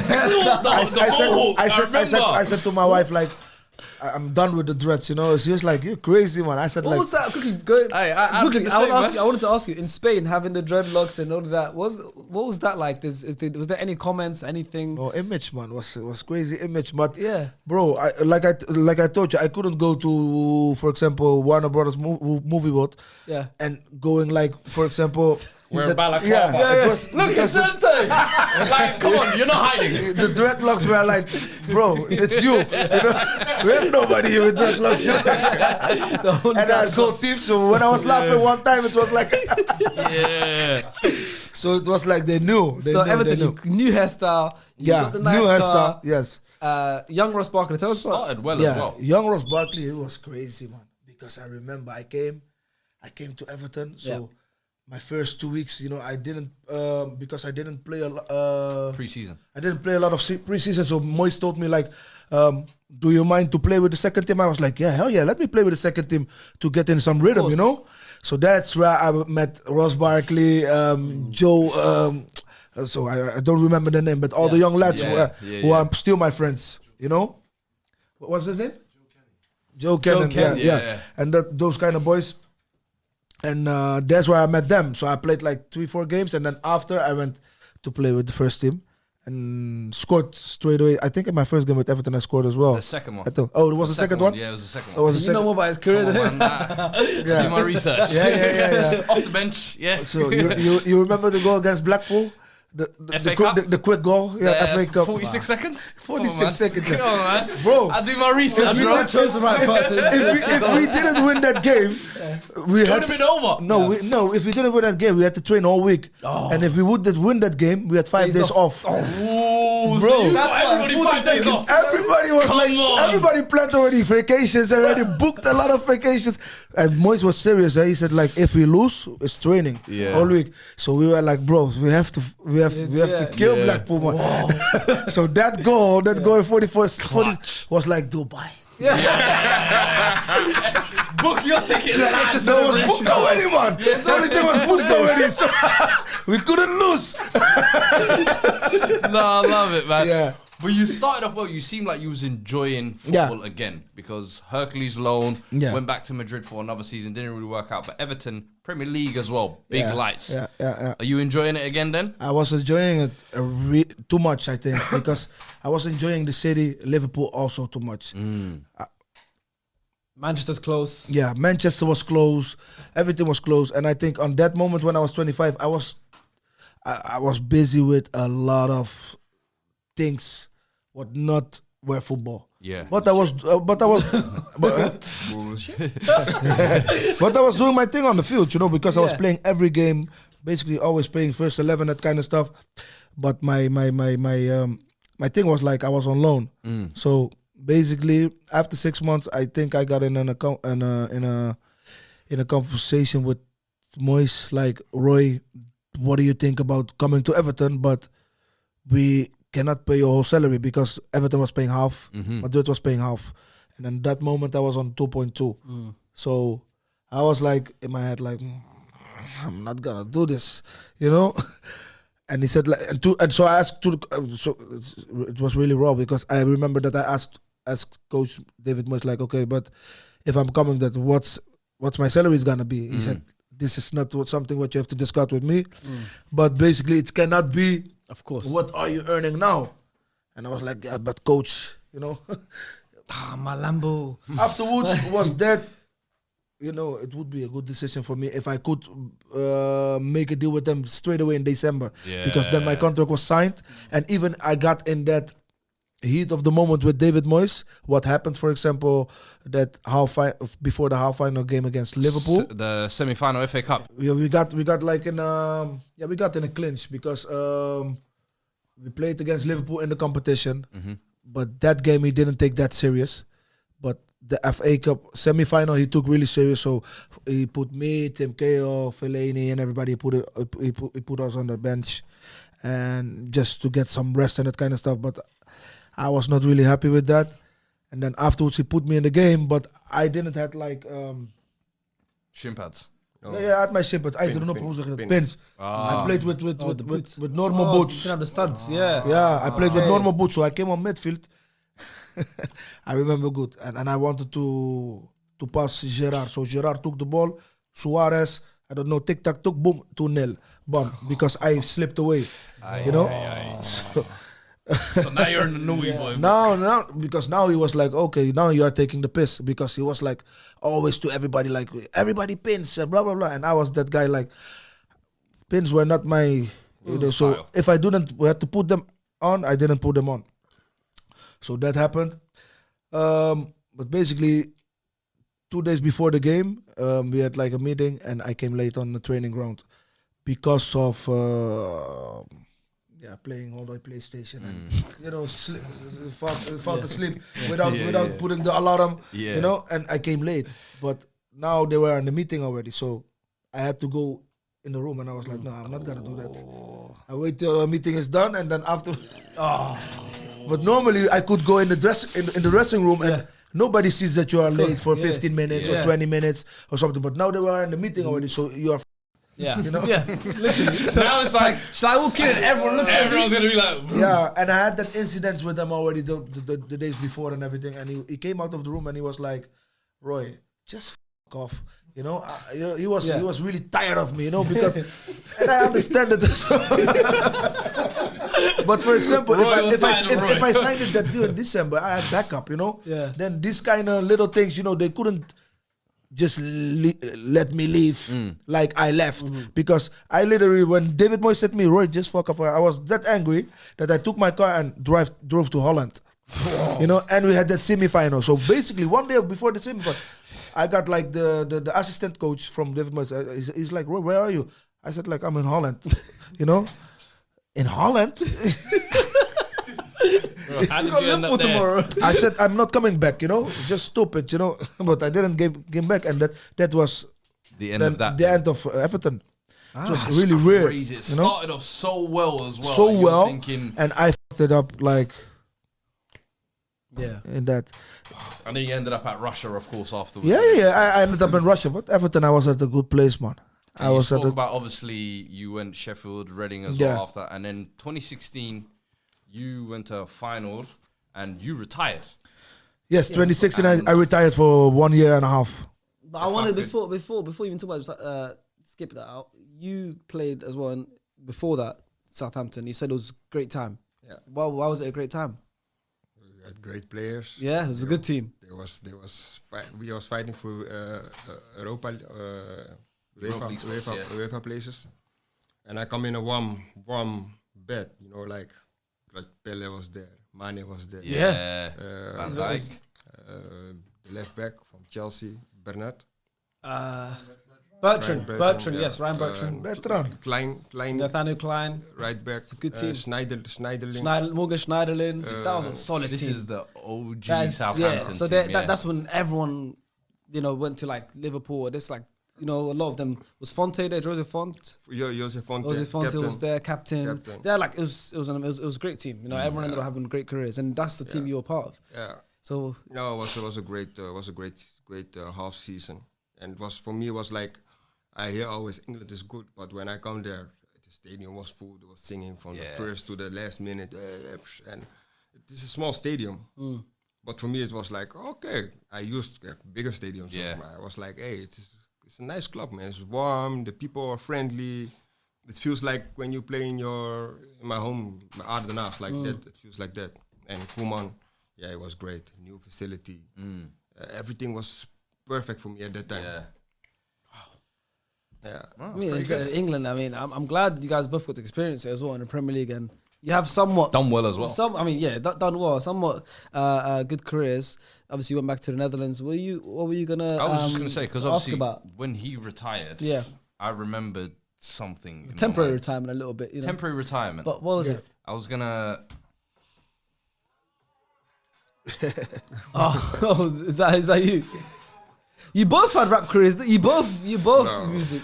Yeah. Boss. Hey, you both. You both. No, have, but we do it both because it's like a hobby. yeah. And that was the problem in Holland at that time. If you do something extra, Yes, and it's it a is problem. a lot of people from not Dutch people doing it, Yeah. and especially you're black, you're doing bullshit, you're doing this. You're but not when focused. you go to golf, it's nothing. Yeah. You know. Is that If what you it have was? a Just side a hobby, hobby guys, and But just when you something- make rap music, It's true. when you make rap music, then it is directly boom. What you do in your spare time? Yeah. Some people like to play golf. Some people like to go to the studio. Yeah. It's fun, you know. And did you feel that then a lot? And at that moment, it was not acceptable. You know, everybody was talking about it like, yeah, you have to play football. Why these guys are making music as well? Because I like to make music. What's the problem? You know, like Ellie said, like for example, when you were playing golf, nobody was complaining, but when you were rapping, everybody was complaining, just because it's another lifestyle or another culture. You know, but I didn't care. I don't give a fuck about nothing. Yeah. I was doing my thing. I was one of the first players. Yeah. Bentley, boom, come back to Holland. Everybody was like, Set the bar, set the tone. Rolls Royce, woof, come back to Holland. Everybody was like, whoop. I drive to Feyenoord with Rolls Royce. Damn. Yeah. At that time, and now I think like, Yeah. I was gonna say, do you look back and was think? it wasn't nothing a little bit too much? Yeah. It was at the When you time, look you back- know, you had the age for it, so it. Yeah, What but was maybe the biggest thing you spent on that you maybe regret in your career? Biggest spend. Yeah. houses? Houses? Because normally people say that's a good investment. Yeah, no. Oh, my, what you mean like No, bad but- investment? And you spend and then you're like, maybe but I most shouldn't have. most of the times we rent it as well, huh? Yeah. Because I make You're a lot moving, of moves. yeah. You rent a Yeah. lot. But let's say, I don't know, man, because Maybe a car. basically on that moment, I think Miami. Miami. but I think Miami. but I enjoyed my cars a lot. Yeah. But when I was young, now it's different. You know, now for example, I like to be driving and that kind of stuff. But when I was young, I was like always driving, and it was my first car. What I bought was like that Porsche Cayenne Magnum, for example. But I enjoyed it. But for example, normally when you buy a car like that, after like when you have like 150 kilometers and that kind of stuff, you try to sell it. I drove that car until like I don't know how many kilometers, but I broke that car. Yeah. Country to country. Yeah, man. If you saw how many kilometers, I couldn't even sell it anymore. It was nothing worth. Crazy. And I make also a lot of stupid with cars. But every that time, by e- for- every that- time when that I for go to Dubai and I drive Ben Tiger. Yeah. Ooh, it's nice. And my wife was already, you're not gonna buy it. Oh, no. You're not gonna buy it. We're in Holland, bam, I buy it. Yeah. Yeah, How much is that setting back? I think 350. Crazy. Yeah, Yeah, that's but I enjoy it. 100% in enjoy the it. moment you I enjoy, enjoy it. and- I mean, that's enjoy what you it. work for at the end of the day. Do you know what I mean? No, but I think the dumbest thing what I did was Miami, man. Yeah. With Miami was English the spot. people from England. We were on the table. Floyd Mayweather was next to us, and we was battle with the guys from London. But I'm not like that. The demon take me. The demon With take those me. battles, I was always on the The toilet. demon take me. In the beginning, I was like, oh, okay. And on the end of the night, I was standing with my black card in my mouth. no. Why? Why did I do this? So I go home. You flew home. My telephone go. That's the wife. Yep. I was drunk. I did like this. With those battles, I was always on the toilet. Yeah. Next morning, The toilet, like, yeah, man. Yeah, I'm coming home, man. next morning, I wake up, I see like 50 missed calls. Oh no. Ay, ay, ay. The first thing what I opened was like a message from Amex, 70K. Oh my god. Crazy. Yeah, That it's, must have been some Yeah. maddest nights I It- can it- imagine. They don't battle champagne, eh? You That's don't drink the champagne, man. The The champagne thing is is- dirty. You pay that, man. That's when it's Dirty crazy, is when champagne, you're man. battling with another table, Oh, yeah. and it's someone like a Floyd Mayweather. He can go. No, he was 7 days. he was hyping us up. He was like, "Oh, the boys for Amsterdam killing it!" Oh my God! I see the guys from London. I see the guys from London, and the DJ You was get half, after his when DJ everybody goes home, we got half from the money what they spent, you yeah, know, they get it. from the club, you know.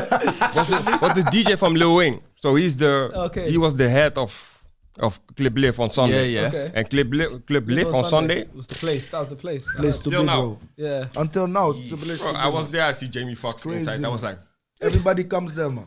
I see that. I see Lil Wayne. I was like, Make it Everything good, what you make see it, on make normally- it good, Yeah. like it's normal. and then That's- that night also. What the hell? You can remember the Test Angels. Yeah. Yeah, of course.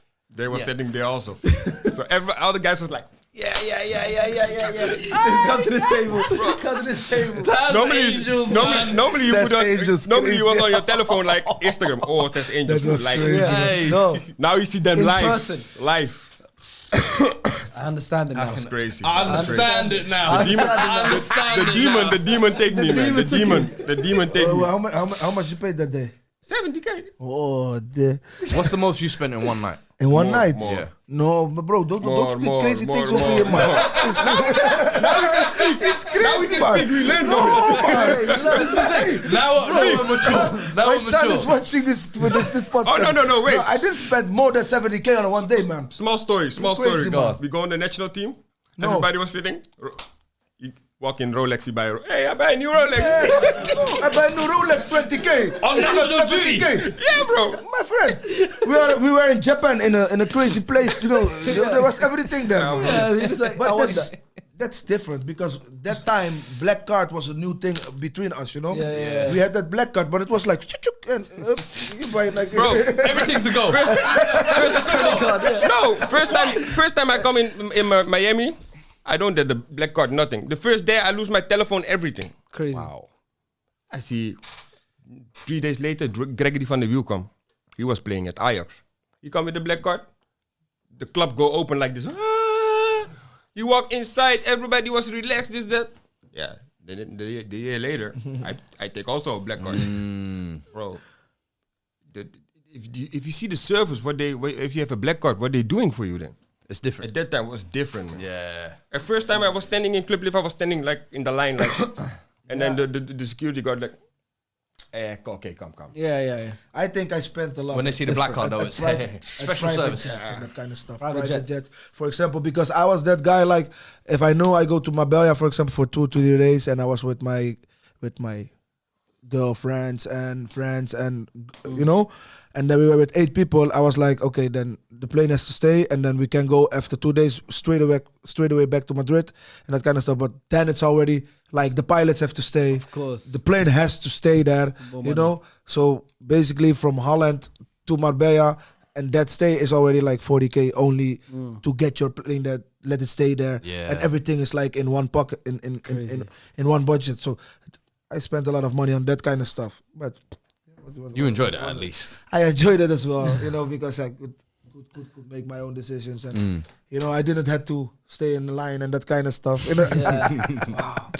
So obviously, outside of football, you guys obviously different paths, etc. You do a lot of like media stuff. Yeah, you yeah. do this all the time. You've invested into the page 433. Yeah. Yeah, how did that happen? How did that come about? And what's your role That's there now? already It's a after big the- page. after- Everyone follows it. After the World Cup, first the name was I Love Givenchy.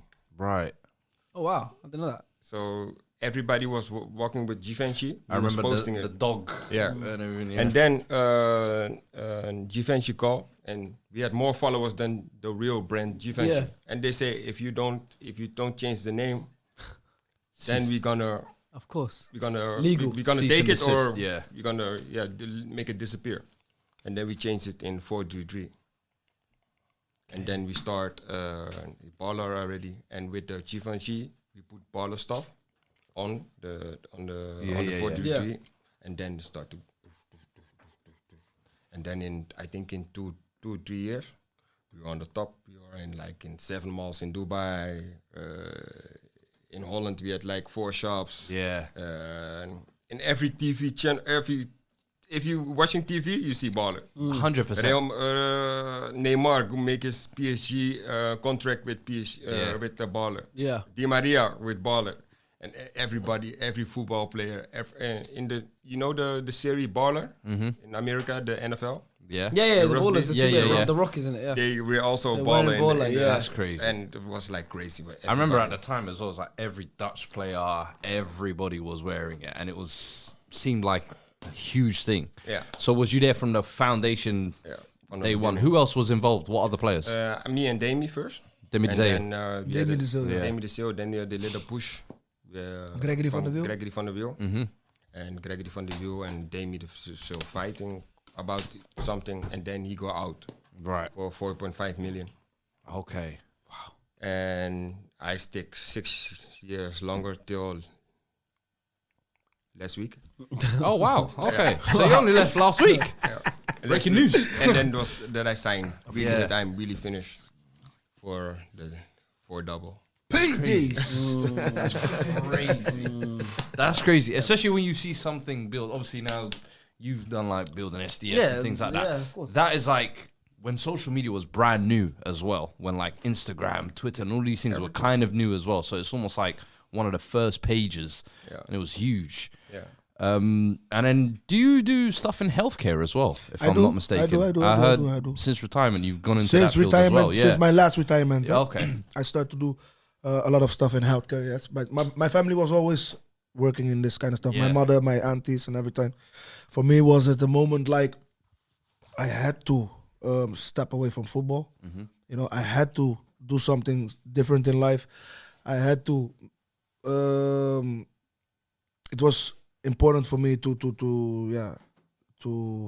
see new things in life and that kind of stuff. So that's the reason why I made a decision to do this kind of work. Basically, it was a whole thing for me to go out of my comfort zone because, like all your life, like football and that kind of stuff, glitter and glamour, and then you're gonna go on a flow of this was a difficult thing. So I had I did my how you say that, cursuses and diplomas and that kind of stuff. Certificates. Certificates. I had them already 6 months, and it was still I still didn't go on the work floor. Yeah. I was like, and I remember I was speaking with my mom. I was like, Mom,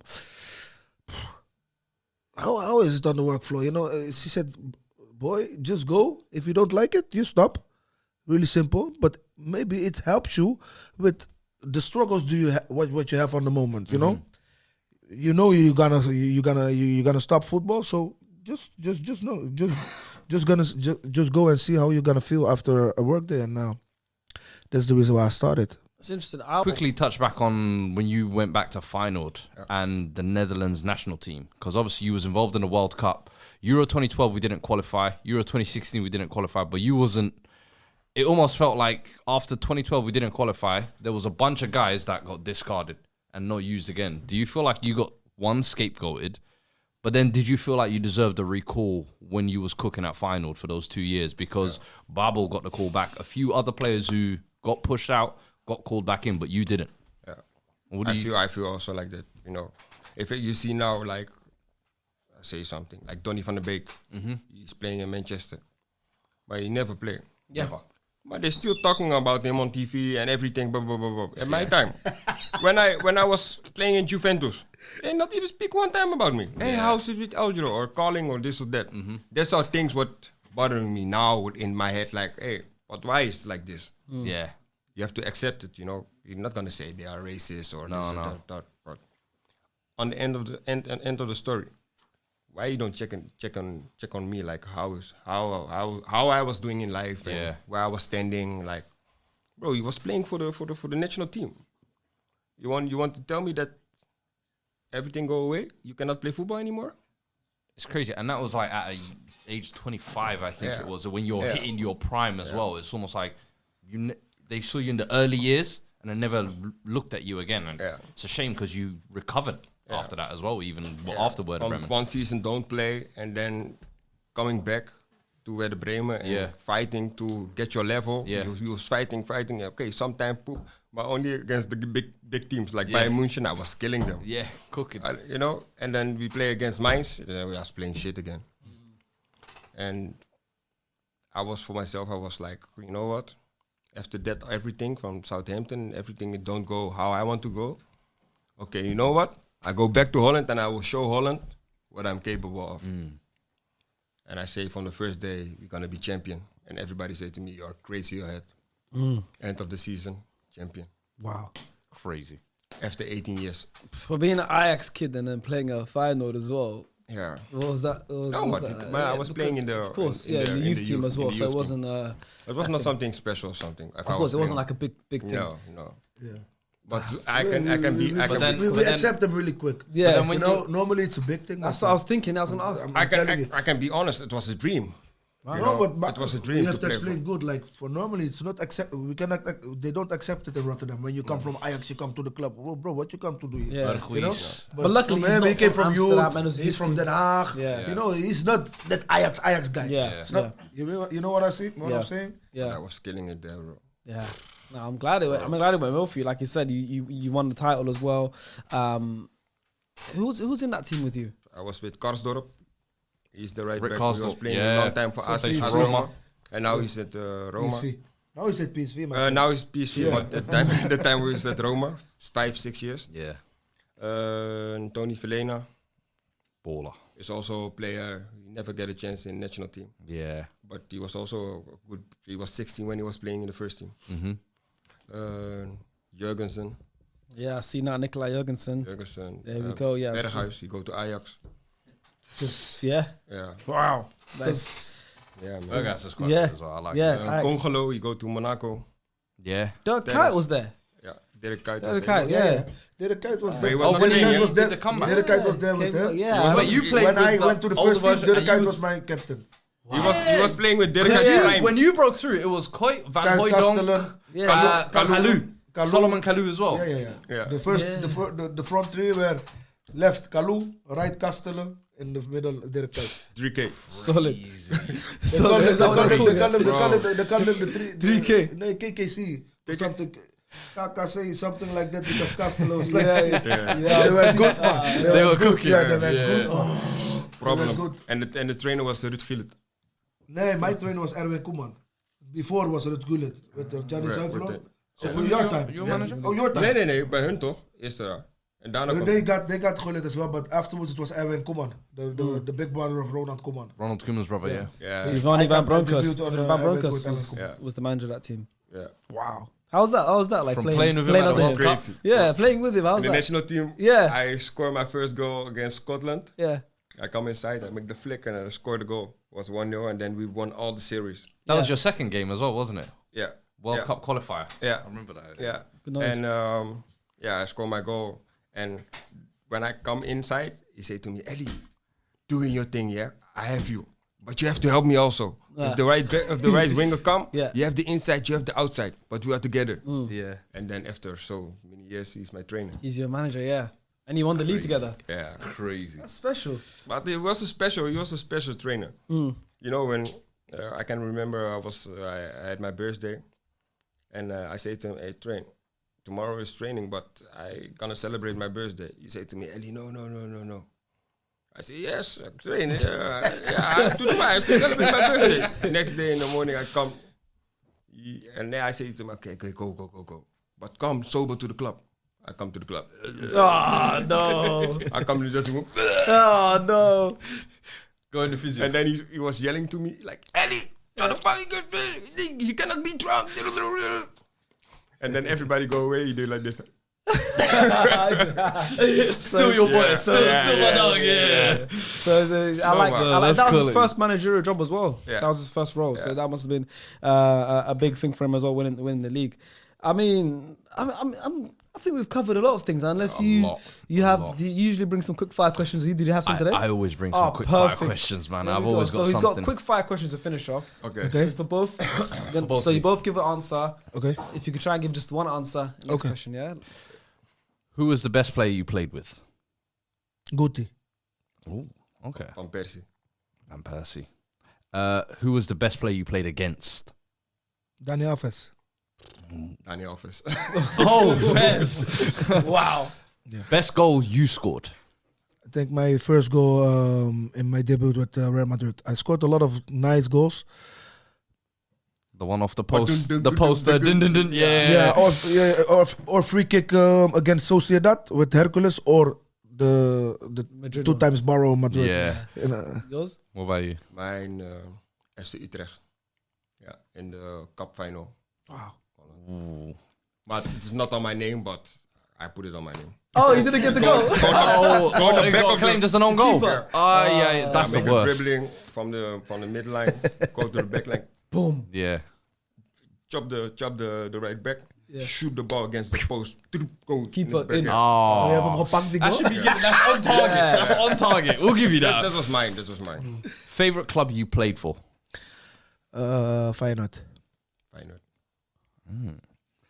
Worst club you played for? Maybe it just didn't work for you.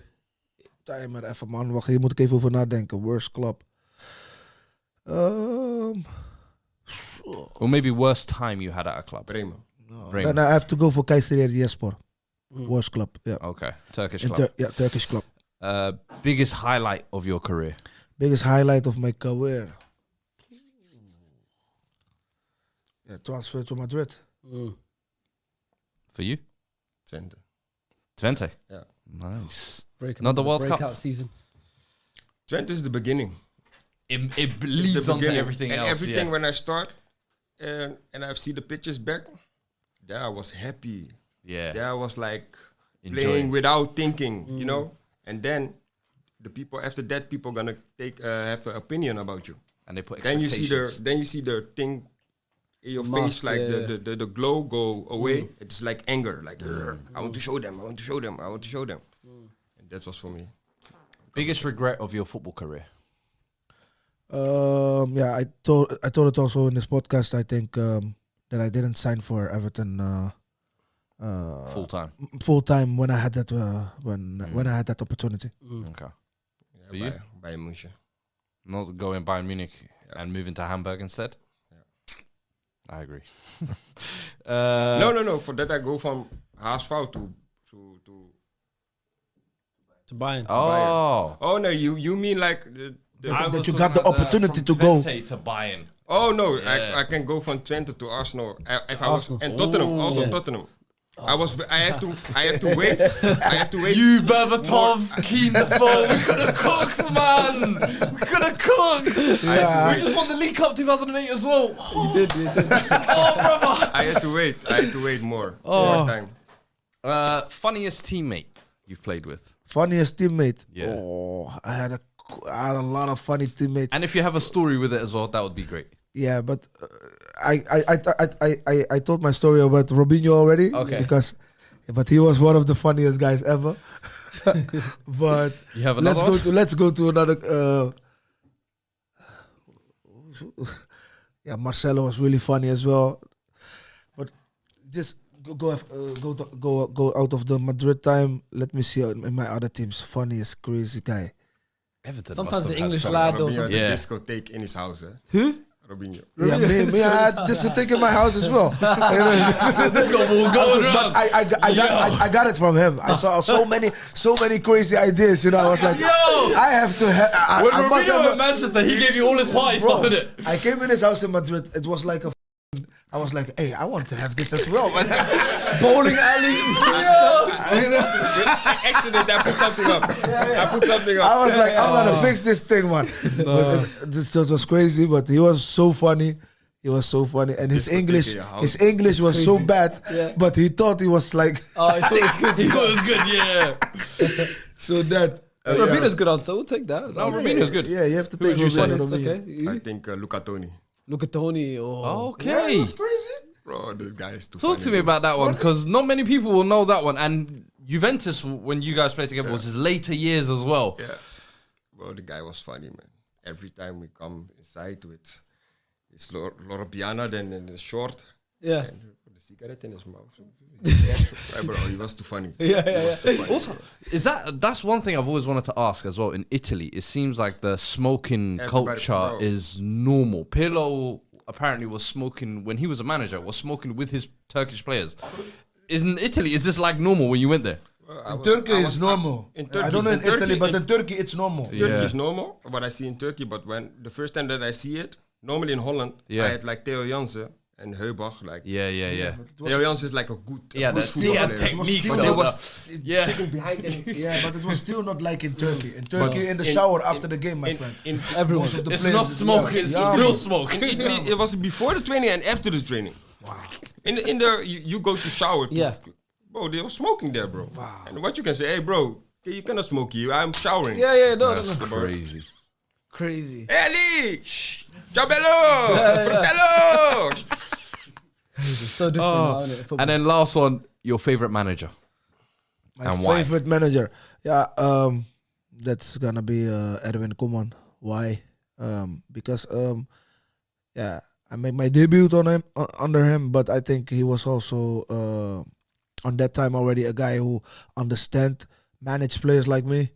We had quite a lot of young players like Ivan de Snow, Diego Biseswar, Jonathan de Guzman. Yeah, he was good. But he gave us a lot of opportunities, and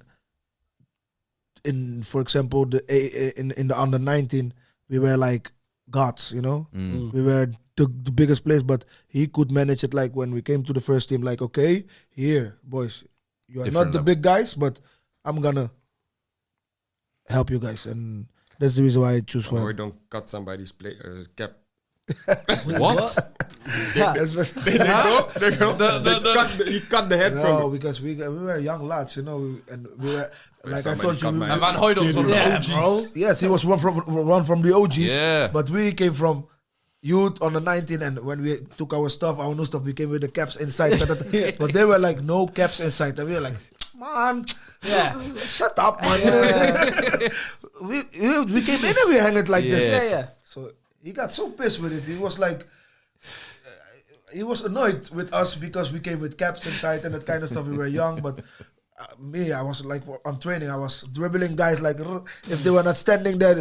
So they were like we have to get these We have little to lads. humble them, Yeah, yeah. we have to keep them humble, Of course. and that kind of stuff. So there was one day again, like, boys, we taught you guys no caps, you know.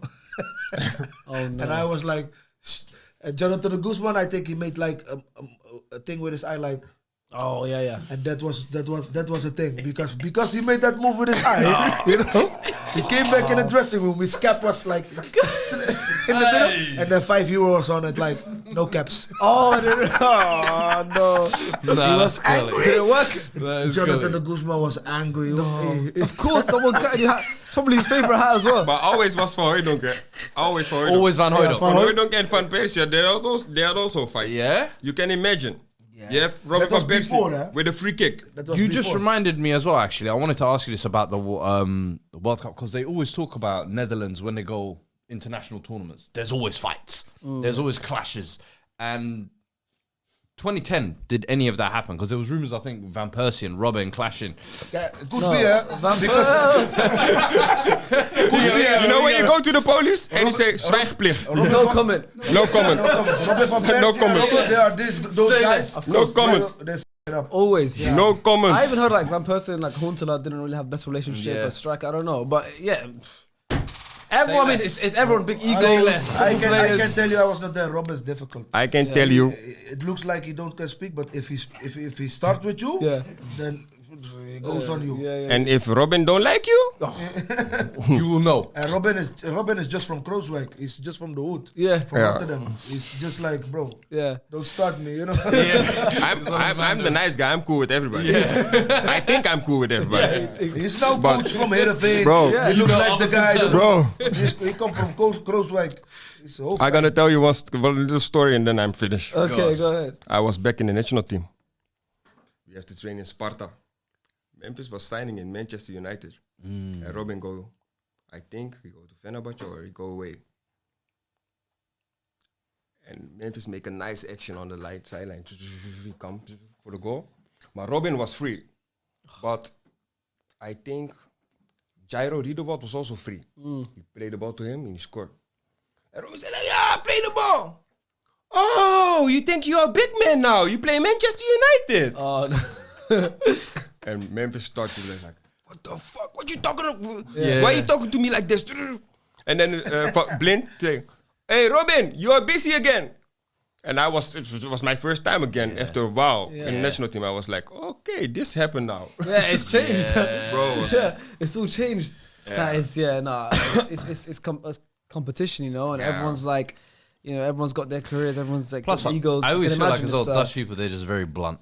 They Yeah, just say it it's how true. it is Yeah. as well. So when you get a bunch of them all in the same room, no one's going to hold back. No, And especially with football as well, everybody has a little bit of an ego. Everybody thinks when they're at their club, they're the best guy. Of course. Now all of a sudden when we Crazy come things national team, I can imagine. crazy things happen. And I was the youngest of the team, man. Yeah, you were the young one. I was like, keep it quiet, head down. I want to stay here for the long term. You guys still got to the final. It still worked somehow. and Magic. The first training, I get injured already. Crazy. I had like a splinter. Yeah. You know when you have a bone, Yeah, it's yeah, open. yeah. And they put I play with injection and pain Every game. crazy. First training, I do the flick, Boula Rouge. Boom. Hey, Belarus was no nonsense as well. No nonsense, man. No nonsense. You could just see in his face. That guy was not someone to play with. Robert was so scared in training. He was passing and the Boula come. And Robert was saying, no. Give the ball away, give the ball away. Every training. Crazy. Every training. He said, if Boula come to me, I stop. No, because you know. Nah, Khalid Belarus, monster. I think we're gonna leave it on there. quality. We could Appreciate talk you for lot. hours. I know. There's so Maybe part two. part two, second, Part two, you know. we'll go Part to two. Netherlands. We'll go to the Netherlands. Now I go back and then Yeah. I will come there. let you guys know when we can do the second one. Yeah, no, I'll let you know. He's not gonna let us know. Yeah, I will let you know. Don't worry, I'm that type of guy. Good, yeah. When I say I let you know, Yes. then I let you know. I like that. You know, I like if that. I don't We got it on say, video. We got it on video Yeah. now. if I don't say, Yeah. then you have to go. You don't give number. You know. Yeah, and You know? last thing I want people to know as well. Last thing, we were meant to start this a few hours ago, but something happened. Yeah, man. I have to mention this. You're currently holding a temporary passport. That's you don't see I put it on the table. No jokes. I have to leave the country. You know. he pulled up to the airport this morning in Amsterdam. Bro, with his I ID. lived in the United Kingdom. Yeah, And in my time, you could come with ID in the United Kingdom. back in the EU back then. European ID cards. That's just No. the normal one. Normally he was flying with private jet. That's why it's different. No, but it doesn't matter. This one normally Yeah. was No. enough. It's your ID, yeah. Normally was you not- can was fly enough. with ID. So I spoke to some Everyone? people, you know, ask him, and everybody was like, I think you need passport. I said, nah, man. You need ID. You don't need a passport to fly, apparently. He came But to the airport. So when he went this morning, he said, "Here's my my problem was already I say like, nothing. I worked in I Belgium. say nothing. You knew what was coming in it. I say nothing. I worked in Belgium the week before, Yeah. and I forgot my bag over Belgium, and my yeah. passport is in that bag. So I didn't have the passport anyway. So I was like, I'm gonna try, you know. We're gonna see what works. But these two were like, I say nothing. But I was like, if this, he told him already. You came Yeah, home of face, you course. shake your face. I'm just like you just don't speak. I'm just gonna fix the note passport, and then we're gonna Oh, we're man. gonna come. Well, I'm glad you made it here. We got it done. Yeah, we have some nice. There's a bunch. If we can keep one, Yeah, we need to stick- we need to put one over stick there. it on here. We'll remember. We need to put one on there. We'll take Yeah, it off let's here do after. it. Don't worry. We'll remember. you We'll guys add it. Yeah, we'll add it. Don't worry. We'll have scissors. We'll keep one of your passport pictures. Jilla, Mati, Jilla. I hope you guys did enjoy it. Leave it. Let us know in the comments below as well.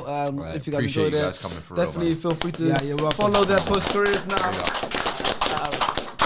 Appreciate you guys so much. We'll follow your post careers, and hopefully, we'll link up at some point. Yeah, of get course. a dinner For sure, Play for some. sure. Do you guys play paddle? You have to come to my. Yes. I do my coaching Yes. license now. So Oh, when I have my team, I need to come because I'm down for that. We're both fascinated in that. We're both interested. I'm down, definitely. We're starting a thing called Baller League, which I mean, it's a German concept that's come to the UK. It's like Kings League and everything. Yeah. It's a new one in the UK.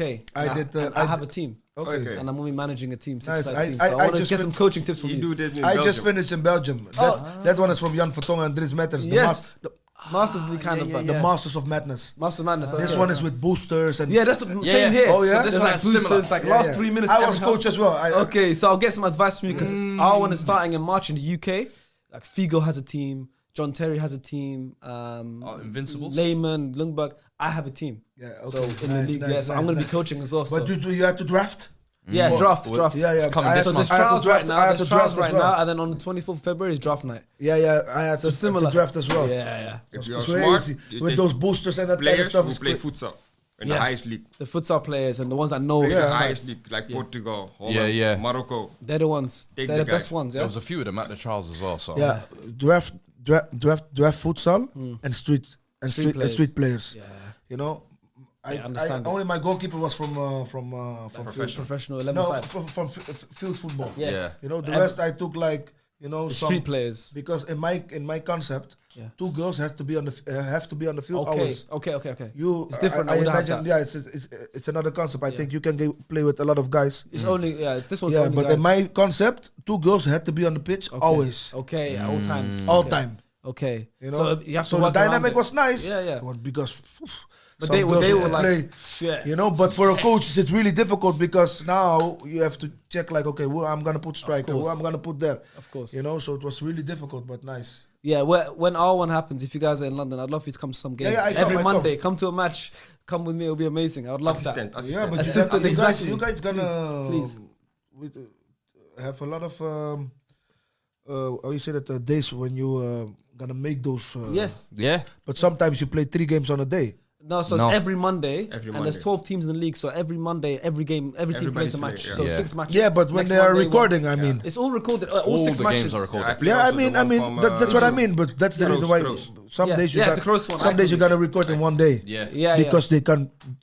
And there's fans Yeah, there yeah, every yeah. Monday in London. So it's Yeah, gonna yeah. be it's gonna It's be gonna fun. be crazy. gonna be I had that 3 weeks in Belgium. Crazy. Crazy. Wow. Yeah, it's gonna be fun. So I'd love for you guys to come and some weeks help me out. So thank you so much once again for Eldro and Royston for coming. Appreciate you guys so much and hope you guys enjoy. I want to see tactics, because you're gonna be a coach. Of course. And not I'm gonna those speak to you. basic coach. No, the stupid, you know. Work hard. I want to win. I want to Tactics. win. Because I start with 1 defender. Yeah. The beginning of the tournament. Then the first game I drew. Yeah. But there was like you drew and then you play. For example, after that you play. Yeah. So, but you can only have 2 points. If you win, you get 2 points. If you lose after the draw, you get 1 point. Okay. So I started with 1 point because I lost after the draw, so it's like Yeah, a draw after and the it's like draw. an extra time kind of thing. Second game I lost. So I was like, nah, man. Changing. Nah, man, we gotta play with 3 defenders. So what I did, I had like a booster card. Yes. That was Ralph Holzhauser. Okay. It's a player. He plays in Antwerp. Okay. Yeah. So you But put he him was in. a tall guy. But when I saw him, I didn't know him. Yeah. You know. So I didn't know how to use him. But everybody was telling me he's a number 10. He's blah blah blah.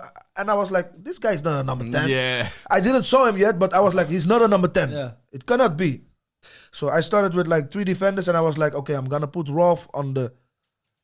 And the centre back. No, I'm gonna put Rolf in the striker position. I Yeah. was like, he's tall, he can have a ball, you know, and I don't want to include goals anymore. So and there was a girl, Anissa. She was a striker, but I was like, okay, I'm gonna put her on the number 10 position around Rolf. Yeah. And then from there we're gonna play football. So what we did, because my goalkeeper he was not used to play like as the sixth guy. Yes. I said like, you have to wait, because if you don't do this, we cannot play football. So I said like, until somebody is pressing you, then you play the ball. Wow. And otherwise you play on Rolf. And Rolf can get the ball. And then he got calm because he was 18 years old, my goalkeeper. Okay. And he understood field football. Yes. But this was really fast for him. But on the line he was good. But on his feet he was not that good. Yeah. So I had to speak every time to him, wait. And then we start to win, and then we did a good job. Hey, I'm gonna. We didn't win the tournament, Yes. but crazy. Play some good with football. all those boosters, Yes. said and that, golden zone, Yeah. coach penalty. Yeah, It's like a crazy PlayStation game. Yeah. It's crazy. My son went crazy when he was there. He said, "Dad, this was one of the best days in my life." Yeah. He loved it there. I'm glad. And so that's the same thing. We got the same experience. So I'm definitely gonna. You're doing the coaching. You have the experience in similar format. Yeah. I'd love to even like have a conversation, learn tactics, what's You're gonna gonna work. like it, man. I'm It's excited. You're gonna think like you guys doing this just for clout, No, but no. when you are working, you're gonna see like, for example, the nerves and everything. It's real. It's crazy, man. I wanna win. Because your team, you want them to get something for themselves, you know. Of course, yeah. And that they are winning things, and then it's crazy. And also for you, you have like your own podcast also, Yes. and you're talking about football. Mm-hmm. They try to do your license. Yeah. Because I've got level 1. If you have I've time, got level 1, but I yeah, don't have try level to 2. I've got to FA make level 1. everything. Yeah. Yeah. And then when you talk, you can say, You I can have say my more license, from an bam. experienced place, yeah. You're gonna see different vision. You know, I'm gonna take you up on that. If you have time, Yeah. what is it? No, You I go- do have time. Trust me. Yeah. Nah, true. that's a good shout. So where do you wanna? I mean, we're going to enter this quickly, but where do you wanna take the coaching? Do you wanna actually? I want to be the top of the youth academy. Amazing. I want to be the head of the academy from I don't know where, Yeah, that's amazing. but to develop to the next level. That's amazing. But I start. Of course. with No, the you youngsters, gotta learn. yeah. I can do it faster because I play interlands, 30 Yeah. interlands for Holland. So I do A and B. I do in 1 year, and then I have to do A. And then if I have C already, then I can already coach. Yeah. But then it's learning. That's the UEFA license Yeah. as well, isn't it? Yeah. No, fairs. That's good. Well, hopefully it all goes well I for look you. forward Hopefully to it it. all goes well for everything you guys do. We'll definitely stay in touch. Muchas gracias. Yeah. No, definitely. De nada, hermano. Un placer. So we'll see you guys soon. Igualmente. You don't know Dutch, but you know Spanish. This guy, man. Estoy aprendiendo. Yeah. Eso But está bien. yeah, thank you guys for coming. Thank you guys for watching. Hope you guys enjoyed it, and we'll see you guys next time. Goodbye.